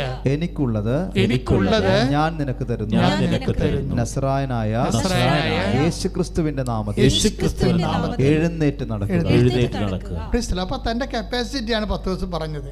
വെള്ളിയും സ്വർണമൊന്നും ഇല്ല, പണിക്ക് പോയിട്ട് വർഷങ്ങളും മാസങ്ങളൊക്കെ ആയി, സാമ്പത്തികമായ വില ഗതിയൊന്നും ഇല്ല. പക്ഷെ അതൊന്നും ആ മനുഷ്യൻ്റെ ആന്തരികമായ മനസ്സിനെ ഒന്നും ബാധിക്കണില്ല. ഇപ്പം നമുക്ക് സാമ്പത്തികം, നാളത്തെ ആഹാരത്തിന് മക കണ്ടില്ലെന്നുണ്ടെങ്കിൽ നമുക്ക് കെട്ടിത്തൂങ്ങാൻ കയറെടുക്കത്തില്ലേ? അത് കഴിഞ്ഞാൽ നമ്മളുടെ ദൈവവിശ്വാസം ഇല്ലാത്തതുകൊണ്ട് അങ്ങനെ സംഭവിക്കുന്നതാണ്. അല്ലെങ്കിൽ എൻ്റെ കർത്താവ് അയാൾ പറയുന്നത് എന്താണ്? എനിക്ക് പൊന്നും വെള്ളിയും ഇല്ല, ഞാൻ അതിന് മോന്തയും കയറ്റി നിലയും വിളിച്ച് നാട്ടുകാരുടെ തെറി, ദൈവത്തിന് തെറി പറഞ്ഞ് നാട്ടുകാരെയും കുടുംബക്കാരുടെ തെറിയും പറഞ്ഞ് നടക്കണില്ല. ഇപ്പോൾ നമ്മുടെ വീട്ടിൽ നിന്ന് പറയുമ്പോൾ പെണ്ണുമ്പിള്ള കിടത്തേക്കരുത്, നിൻ്റെ ശ്രീധം കൊണ്ടുവന്നിട്ടില്ല, നിനക്ക് തന്നില്ല, നിൻ്റെ ആങ്ങളെന്നെ പറ്റിച്ച്, നിൻ്റെ അപ്പനെ പറ്റിച്ച് എന്ന് പറഞ്ഞ് പുള്ളി 2 വാട്ടിച്ചടിച്ചുകൊണ്ട് വെറുതെ ഇരുന്നതിന് പഞ്ചാംഗം വായിക്കണം കാണാൻ വീട്ടിരുന്നുണ്ട്. ഇങ്ങനെ ഉള്ള തല്ലിക്കൊല്ലണം ശരിക്കും പറഞ്ഞാൽ. എന്താ പ്രശ്നം വെച്ച് കഴിഞ്ഞാൽ അവനിലേക്ക് ദൈവമില്ല, ദൈവത്തിലല്ല ആശ്രയിക്കണത്. പെണ്ണുമ്പിള്ളയുടെ ആങ്ങളുടെ വീട്ടിൽ നിന്ന് പഴയ അപ്പൻ രോഗിയായത് കൊണ്ടാണ് അവർ പല പ്രാവശ്യം പറഞ്ഞുകൊണ്ടേ ഇടും, മനുഷ്യ അപ്പൻ തന്നേനെ, അപ്പൻ്റെ കിടപ്പായി പോയില്ലേ, ഇപ്പോൾ അവിടുത്തെ കൈകാര്യങ്ങളൊക്കെ മാറിപ്പോയി, എത്ര രൂപ ഇതൊക്കെ ഇയാൾക്ക് അറിയാം. ഇയാൾ വാട്ടിസ് അടിച്ച് കഴിയുമ്പോൾ അതിന് ഇവളെ കഴുത്തേക്കാറായിരിക്കാൻ വേണ്ടി ജാമ്യം എടുക്കണതാണ് ഇവിടെ ശ്രീധരൻ പറഞ്ഞുകൊണ്ട്. ഇങ്ങനെയുള്ള എല്ലാ തരികിട പരിപാടികളും കർത്താവിന് നിൻ്റെ ഹൃദയം അറിയാം. മനുഷ്യൻ മുഖം നോക്കുന്നു, ദൈവം ഹൃദയം അറിയുന്നു. അപ്പോൾ ദൈവത്തെ മറന്ന് നീ ഒരു ഡയലോഗിനും പോകരുത്. എന്താ, നിൻ്റെ കപ്പാസിറ്റി പോകും. നിങ്ങൾക്കറിയാം, നമ്മൾ വിത്തിനിട്ടിരിക്കുന്ന നെല്ലില്ലേ, അതെടുത്ത് നമ്മൾ കുത്തി കഞ്ഞി വെച്ചാലുള്ള അവസ്ഥ എന്താ? എന്നുവെച്ചാൽ ഇതുപോലെയാണ് ചില ആൾക്കാർക്ക് സംഭവിക്കുന്നത്. എന്ന് വെച്ചാൽ നമ്മൾ വിത്തിന് ഇട്ടിരിക്കണ നെല്ല്, ഇപ്പം നെല്ലും എൻ്റെ ഒരു കാലം പോയി, പത്താഴവും എല്ലാം ആൾക്കാർ റിസോർട്ടുകാർ കൊണ്ടുപോയി അവർ പത്താഴമൊക്കെ ഉണ്ടാക്കി സായിപ്പന്മാർക്ക് കഞ്ഞിയും കാപ്പിയും കൊടുക്കുന്നുണ്ട്. എല്ലാ നാട്ടിലുള്ള എല്ലാ പത്താഴവും പോയില്ല, കുടുംബങ്ങളെല്ലാം പോയില്ലേ, എല്ലാം പൊളിച്ച് വിറ്റവരുണ്ട്. അല്ലാത്തവർ റിയൽ എസ്റ്റേറ്റുകാരല്ലാത്തവരൊക്കെ പത്താഴം വലിയ വിലക്ക് മേടിച്ച് കൊണ്ടുപോയി റിസോർട്ടിൽ ഭംഗിയായിട്ട് പഴയ ഒരു ആൻറ്റിക്വിറ്റി പോലെ സൂക്ഷിക്കുന്നുണ്ട്. എന്തും ആയിക്കോട്ടെ. പക്ഷേ പണ്ടത്തെ ഒരു വർത്തമാനമാണ്. എന്താണ്? അതായത് ഈ വിത്തിനിട്ടിരിക്കുന്ന നെല്ലെടുത്തിട്ട് ആൾക്കാർ കഞ്ഞി കുത്തി കുടിക്കും, കഞ്ഞി വെച്ച് കഴിക്കും. എന്ന് വെച്ച് കഴിഞ്ഞാൽ പ്രശ്നം വെച്ച് കഴിഞ്ഞാൽ, നീ ഇതുപോലെയുള്ള ഡയലോഗ് ഫിറ്റ് ചെയ്യുമ്പോൾ എന്തെങ്കിലും കൃപ നിനക്കുണ്ടെങ്കിൽ അതുകൂടി പോയി കിട്ടും. മനസ്സിലായില്ലേ? നീ കുഞ്ഞുനാളിലല്ലാത്ത എന്ത് നല്ല നന്മ പ്രവർത്തികളൊക്കെ ഒത്തിരി ചെയ്ത് കാണുമല്ലോ. ഒരു മനുഷ്യൻ ജീവിച്ച് മുന്നോട്ട് പോകുമ്പോൾ പല നല്ല പ്രവർത്തികളും ചെയ്ത് കാണും. പക്ഷേ ദൈവത്തിനെ മറന്ന് ഇതുപോലെ നീ വെള്ളമടിച്ചതിൻ്റെ പേരിൽ ഭാര്യ നിൻ്റെ മേക്കെട്ടുകാരായിരിക്കാൻ വേണ്ടി അത് ഈ മൂടുപടമായിട്ടും നിൻ്റെ വീട്ടിൽ നിന്ന് തളർന്ന് കിടക്കുന്ന അപ്പൻ ശ്രീധരൻ തന്നില്ലെന്ന് പറഞ്ഞ് നീ ഇവിടെ പെയ്ത് പെറുക്കിയ എന്താ സംഭവിക്കാൻ പോണത്? നീ വിത്തിനിട്ടിരിക്കുന്ന നെല്ല്, നിൻ്റെ കയ്യിലുണ്ടായിരുന്ന ഇരിപ്പ് ദ്രവ്യം, അതായത് നിൻ്റെ ഇരിപ്പ് ദ്രവ്യമില്ലേ, അത് നഷ്ടപ്പെടും. അത് നഷ്ടപ്പെടുത്തരുത് ഒരിക്കലും. മണ്ടത്തരമാണ്. പക്ഷേ ഇത് പറഞ്ഞു തരാൻ പരിശുദ്ധാത്മാവ് ഉണ്ടാകണ്ടേ? പരിശുദ്ധാത്മാവിന് വീട്ടിൽ നിർത്തിയിട്ട് വേണ്ട പരിശുദ്ധാത്മാവ് ഉണ്ടാകാൻ. അപ്പോൾ ഈ ക്രിസ്തീയ ജീവിതം ആത്മാവിലുള്ള ജീവിതമാണ്. ആത്മാവ് പറയട്ടെ, മകനെ ഇപ്പോഴും സംസാരിക്കരുത്, ഇതൊന്നും വിഷയമല്ല, അപ്പൻ തളർന്ന് കിടക്കുകയാണ്. അപ്പനെ കൊണ്ടല്ലല്ലോ നിന്നെ സൃഷ്ടിച്ചിരിക്കുന്നത്. സത്യമില്ല. അത് ആരെയും സൃഷ്ടിച്ചിരിക്കുന്നത് അപ്പനെയും അമ്മനെയും കണ്ടുകൊണ്ടല്ല, സഹോദരങ്ങളെ കണ്ടുകൊണ്ടുമല്ല. എന്താണ്?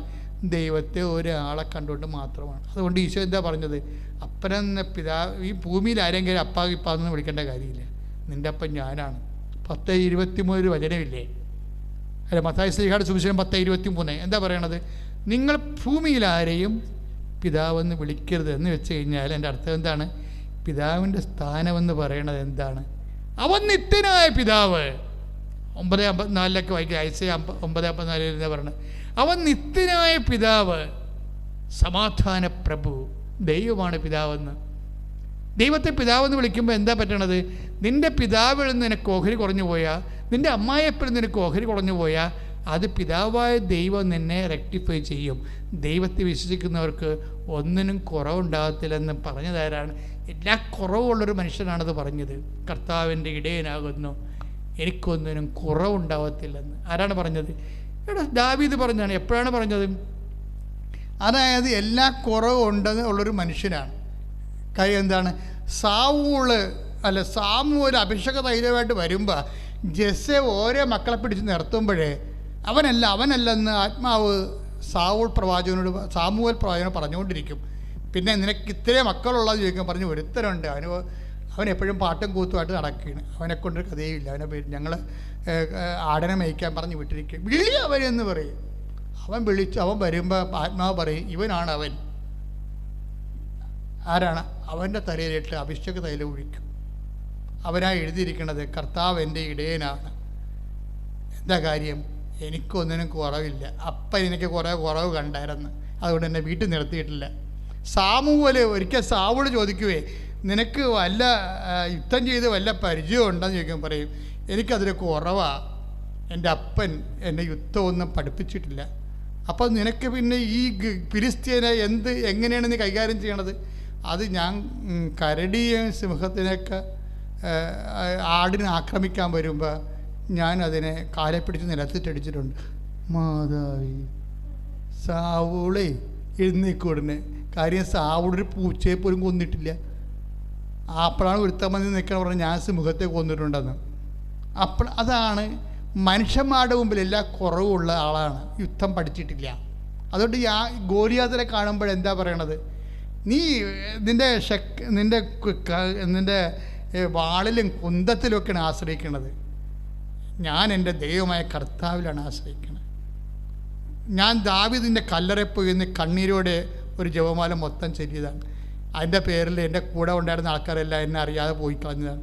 എന്നിട്ട് ഞാൻ പഴയ ജെറുസലേം മുഴുവനും 3 മണിക്കൂർ ഞാനും വിജയകുമാരൻ കൂടി അലഞ്ഞു നടന്നാണ് നട്ടപ്രാന്തം വെയിലത്ത്. അത്രയും മനസ്സുരുകി പ്രാർത്ഥിച്ചാണ്. കാര്യം ദാവീദ് ആരാണെന്ന് എനിക്കറിയാമായിരുന്നു. ഞാൻ എന്ന് ഈശോയോട് ചോദിക്കുമായിരുന്നു, ഈശോ ദാവീദ് കുഴപ്പങ്ങളൊക്കെ കാണിച്ച ആളല്ലേ, പിന്നെ നീ എന്തിനാ എപ്പോഴും അവനെക്കുറിച്ച് പറയണമെന്ന്. അവനെക്കുറിച്ച് പറയാൻ കാര്യം അവൻ ദൈവം എന്ന് മാത്രമേ അവൻ്റെ ജീവിതത്തിലുള്ളൂ. ദൈവം ആരാണെന്ന് അവനെ അറിയാം. കുറച്ച് കാര്യങ്ങളൊക്കെ കൈപ്പിശക്ക് സ്വന്തം ശരീരത്തിൻ്റെ പരവശ്യങ്ങൾ കൊണ്ടുണ്ടായി പോയിട്ടുണ്ടെങ്കിലും ദൈവം അവനെ കൈവിട്ട് കളഞ്ഞിട്ടില്ല. അവനെ എഴുതി വച്ചിരിക്കുന്ന സാധനമാണ്. എൻ്റെ അപ്പൻ എന്നെ തിരക്കിയിട്ടില്ല, യുദ്ധം പഠിപ്പിച്ചിട്ടില്ല, എന്നെ ആ മക്കളിൽ ഒരു നല്ല ആളായിട്ട് കണ്ടിട്ടില്ല. അതുകൊണ്ട് എന്നെ കാടിനെയും പശുവിനെയും മേയ്ക്കാൻ വിട്ടതാണ്. എനിക്കെല്ലാ കുറവുമുണ്ട്. പക്ഷെ കർത്താവ് എൻ്റെ ഇടയനായത് കാരണം ഈ കുറവൊന്നും ഞാൻ അംഗീകരിക്കത്തില്ലെന്ന്. അതാണ് പ്രശ്നം. എനിക്കൊന്നും മുട്ടുണ്ടാവില്ലെന്നില്ലേ, എനിക്ക് കുറവൊക്കെ ഉണ്ട്, പക്ഷെ ഞാൻ അംഗീകരിക്കത്തില്ല. എന്താ കാര്യം? എല്ലാ കുറവിനെയും നികർത്തുന്നവനാണ് എൻ്റെ കർത്താവ്. കർത്താവാണ് എൻ്റെ ഇടയനെന്ന് പറയും. ഇതാണ് ദൈവപൈതലെ ഇല്ലായ്മക്കാരൻ്റെ ഒരു വിശ്വാസം എന്ന് പറയുന്നത്. അവന് വിശ്വാസം, അവന് സൗന്ദര്യമില്ല, ആരോഗ്യമില്ല, അവന് സ്കില്ലില്ല, അവന് പെർഫോമൻസ് ഇല്ല, അവന് കപ്പാസിറ്റി ഇല്ല, അവന് പ്രൊഫഷൻസി ഇല്ല, അവന് പ്രൊഫൗണ്ടല്ല, അവന് ഒരു പ്രൊഫഷണലിസം ഇല്ല, ഒരു കോപ്പുമില്ല. പച്ച മലയാളത്തിൽ പറഞ്ഞ നാട്ടുകാരുടെ നാട്ടുഭാഷയെ പറഞ്ഞ ആർക്കെങ്കിലും ബുദ്ധിമുട്ടുകൊണ്ട് ക്ഷമിക്കുക. പക്ഷെ ഞാൻ ആ കാര്യത്തിൻ്റെ ഈ വിഷമം പറയാൻ വേണ്ടി പറഞ്ഞതാണ്. എന്താ വിഷയമെന്ന് വെച്ച് കഴിഞ്ഞാൽ, അങ്ങനെ വരുന്നൊരു വിഷയത്തിൽ ദാവീദ് പക്ഷെ അത് അംഗീകരിക്കണില്ല. അവന് കർത്താവുള്ളപ്പോൾ എല്ലാം ഉണ്ടെന്നാണ് പറയണത്. ഇതാണ് നിലപാടെന്ന് പറയണത്. നിൻ്റെ വീട്ടിലെ ഓരോരോ ഇല്ലായ്മക്കാർ, അവർ തന്നില്ല, ഇവർ തന്നില്ല, അവരങ്ങനെ അന്ന് എന്നെ കയറ്റി വിട്ടിട്ട് ഞാൻ ഇന്ന് എവിടെ ഇരുന്നേനം, എന്നെ അന്ന് അയാൾക്ക് കെട്ടിയിരുന്നെങ്കിൽ എത്ര കല്യാണക്കാര്യം വന്നാണ്, വീട്ടുകാർ സമ്മതിക്കഴിഞ്ഞിട്ടല്ലേ, അയാളെയാണ് ഞാൻ കെട്ടിയിരുന്നെങ്കിൽ ഇന്ന് എന്ത് മെച്ചം ഉണ്ടായേനെ. ഇപ്പോൾ ഞാൻ നിങ്ങളൊരു കണ്ടാമൃഗത്തോട് കാണിച്ചു തന്ന് അതിൻ്റെ പുറകെ ഇപ്പോൾ കെട്ടിയത് കൊണ്ടല്ലേ ഞാൻ ഇങ്ങനെ വാക്കപ്പെട്ട് പോകുന്നത്.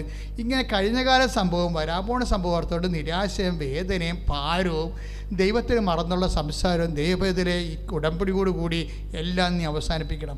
നിനക്കൊന്നും നഷ്ടപ്പെട്ടിട്ടില്ല. നിനക്കെല്ലാം നേടാൻ വേണ്ടി ദൈവം നിനക്ക് ഒരവസരം തന്നിരിക്കുകയാണ്. ഇനി ദൈവം മാത്രമെന്നും പറഞ്ഞ് ജീവിക്കാൻ നിനക്കൊരു കൃപ കൂടി കിട്ടട്ടെ. ശ്രുതിക്കട്ടെ ലലിയ സമാപന ആശീർവാദം മുമ്പുള്ള രോഗസൗഖ്യ പ്രാർത്ഥനയാണ്. കണ്ണുകളടച്ച് കൈകൾ കൂപ്പി കൈ നെഞ്ചത്ത് വെക്കുക. നിൻ്റെ വീട്, നിൻ്റെ ജോലി, നിൻ്റെ ആരോഗ്യം, നിൻ്റെ സാമ്പത്തികാവസ്ഥ, കുടുംബത്തിൻ്റെ സമാധാനക്കുറവ്, ഭർത്താവിൻ്റെ മദ്യപാനം, കുഞ്ഞുങ്ങളുടെ തെറ്റായ പ്രണയബന്ധങ്ങളും മൊബൈലിൻ്റെ അഡിക്ഷൻസ്, സാമ്പത്തിക കടങ്ങൾ, നിൻ്റെ വീട് വഴിയില്ലാത്ത അവസ്ഥ, വീടില്ലാത്ത അവസ്ഥകൾ, പലതരത്തിൻ്റെ യാത്രകൾ, നിൻ്റെ ജോലികൾ, നിൻ്റെ കറസ്പോണ്ടൻസ്, നിനക്ക് വരേണ്ട പേപ്പറുകൾ, സർട്ടിഫിക്കറ്റുകൾ, പരീക്ഷകൾ, ഇങ്ങനെയുള്ള എല്ലാ വിഷയങ്ങളും സമർപ്പിക്കുക. എന്തെല്ലാം ഉടമ്പടിയിലുണ്ട് അതെല്ലാം സമർപ്പിച്ച് പ്രാർത്ഥിക്കുക. കർത്താവേ, അങ്ങയുടെ തിരുസന്നിധിയിൽ ഞങ്ങളുടെ അഭിഷിക്തം പ്രാർത്ഥിക്കുന്നു. ആയിരക്കണക്കിനും 10,000-കണക്കിന് മനുഷ്യരാണ് കർത്താവേ ഈ ഉടമ്പടി ധ്യാനത്തിൽ പങ്കെടുക്കുന്നത്. അവരുടെ എല്ലാ വിഷയങ്ങളും ഇപ്പോഴ് പരിശുദ്ധ അമ്മയുടെ മധ്യസ്ഥത്തിലെ യേശുവിൻ്റെ നാമത്തിൽ ഞാൻ ആശീർവദിക്കുന്ന കർത്താവ്. മാരക രോഗികളെ യേശുവിൻ്റെ നാമത്തിൽ ഇപ്പോൾ സൗഖ്യപ്പെടട്ടെ എന്ന് പ്രാർത്ഥിക്കുന്ന കർത്താവെ. ത്വക്ക് രോഗികളെ, കിഡ്നി രോഗികളെ, കരൾ രോഗികളെ, മഹോദ രോഗികളെ, ത്രോൺസൈറ്റ് അസുഖമുള്ളവരെ, തൈറോയ്ഡ് അസുഖമുള്ളവരെ, തലയ്ക്ക് വേദനയുള്ളവരെ, തലക്കിൻ്റെ അരമ്പുകൾക്ക് കറന്ന് വീക്കമുള്ളവരെ, ഹൃദയത്തിന് ബ്ലോക്കുള്ളവർ, കരളിൽ വേസ്തമുള്ളവർ, കിഡ്നി രോഗികൾ കർത്താവ്, വാതരോഗികൾ, ഉള്ളംകാൽ മുതൽ ഉച്ചവരെ യേശുക്രിസ്തുവിന്റെ ഉന്നതമായ നാമത്തിലെ നീ സൗഖ്യം പ്രാപിക്കട്ടെ. കൈകളെ വീണ്ടും 2 കൈകളും നെഞ്ചത്ത് വെച്ചുകൊണ്ട് നിന്റെ ജീവിതം, നിന്റെ കുടുംബം, നിന്റെ ജീവിതം, നിന്റെ ഹൃദയത്തിൽ വേദനിക്കുന്ന ഓരോ അവസ്ഥകൾ, ചിന്തകൾ, ഓർമ്മകൾ, നിന്റെ ഉത്കണ്ഠകൾ, നിന്റെ വ്യഗ്രതകൾ, നിന്റെ ഭാരങ്ങൾ എല്ലാം നിന്റെ കർത്താവിനെ ഏൽപ്പിക്കുക. കർത്താവേ, ഞാൻ 36 വർഷം അർപ്പിച്ച കുർബാനയുടെ യോഗ്യതയാൽ ഈശോയെ കർത്താവേ, കൃപാസ്ഥാനത്താരെ ജീവനോടെ പ്രത്യക്ഷപ്പെട്ട പരിശുദ്ധമ്മയുടെ മധ്യസ്ഥത്താൽ ഇപ്പോൾ കൈനെഞ്ചത്ത് വെച്ചുകൊണ്ട് ഈ ആരാധന കൂടുന്ന മക്കളുടെ ഹൃദയനെഞ്ചലുണ്ടാകുന്ന പുകച്ചിലുകള്, ഭാരങ്ങള് കർത്താവേ, എന്തെല്ലാം വിഷയങ്ങളിൽ അവിടെ മനസ്സിന് വേദന അനുഭവിക്കുന്നവരെ ഹൃദയത്തിൽ കർത്താവേ, ഓരോ ദിവസം കർത്താവേ എന്തെല്ലാം ഭാരങ്ങള്, വേദനകള്, രോഗങ്ങള് പല വിഷയങ്ങളെക്കുറിച്ചുള്ള ഉത്കണ്ഠകൾ, ആദികൾ, ഭീതികൾ, വ്യഗ്രതകൾ മനസ്സിൽ കടന്നു പോകുന്ന ആ മനസ്സുകളെല്ലാം കർത്താവേ ജീവിക്കുന്ന ദൈവം നിന്റെ തിരുമുറവാർന്ന് വലതുകരത്താൽ സ്പർശിക്കണമേ. യേശുക്രിസ്തുവിന്റെ ഉന്നതമായ നാമത്തിൽ സഭയുടെ അധികാരത്തെക്കുറിച്ച് നിന്റെ ഭയങ്ങള്, വ്യഗ്രതകള്, ഉത്കണ്ഠകള്, അതിന്റെ മൂലക്കാരങ്ങൾ, അധികാര വിഷയങ്ങൾ, അടിസ്ഥാന വിഷയങ്ങള് ഇപ്പോഴും അടയാള സഹിതം യേശുവിന്റെ നാമത്തിൽ മാറിപ്പോകട്ടെ.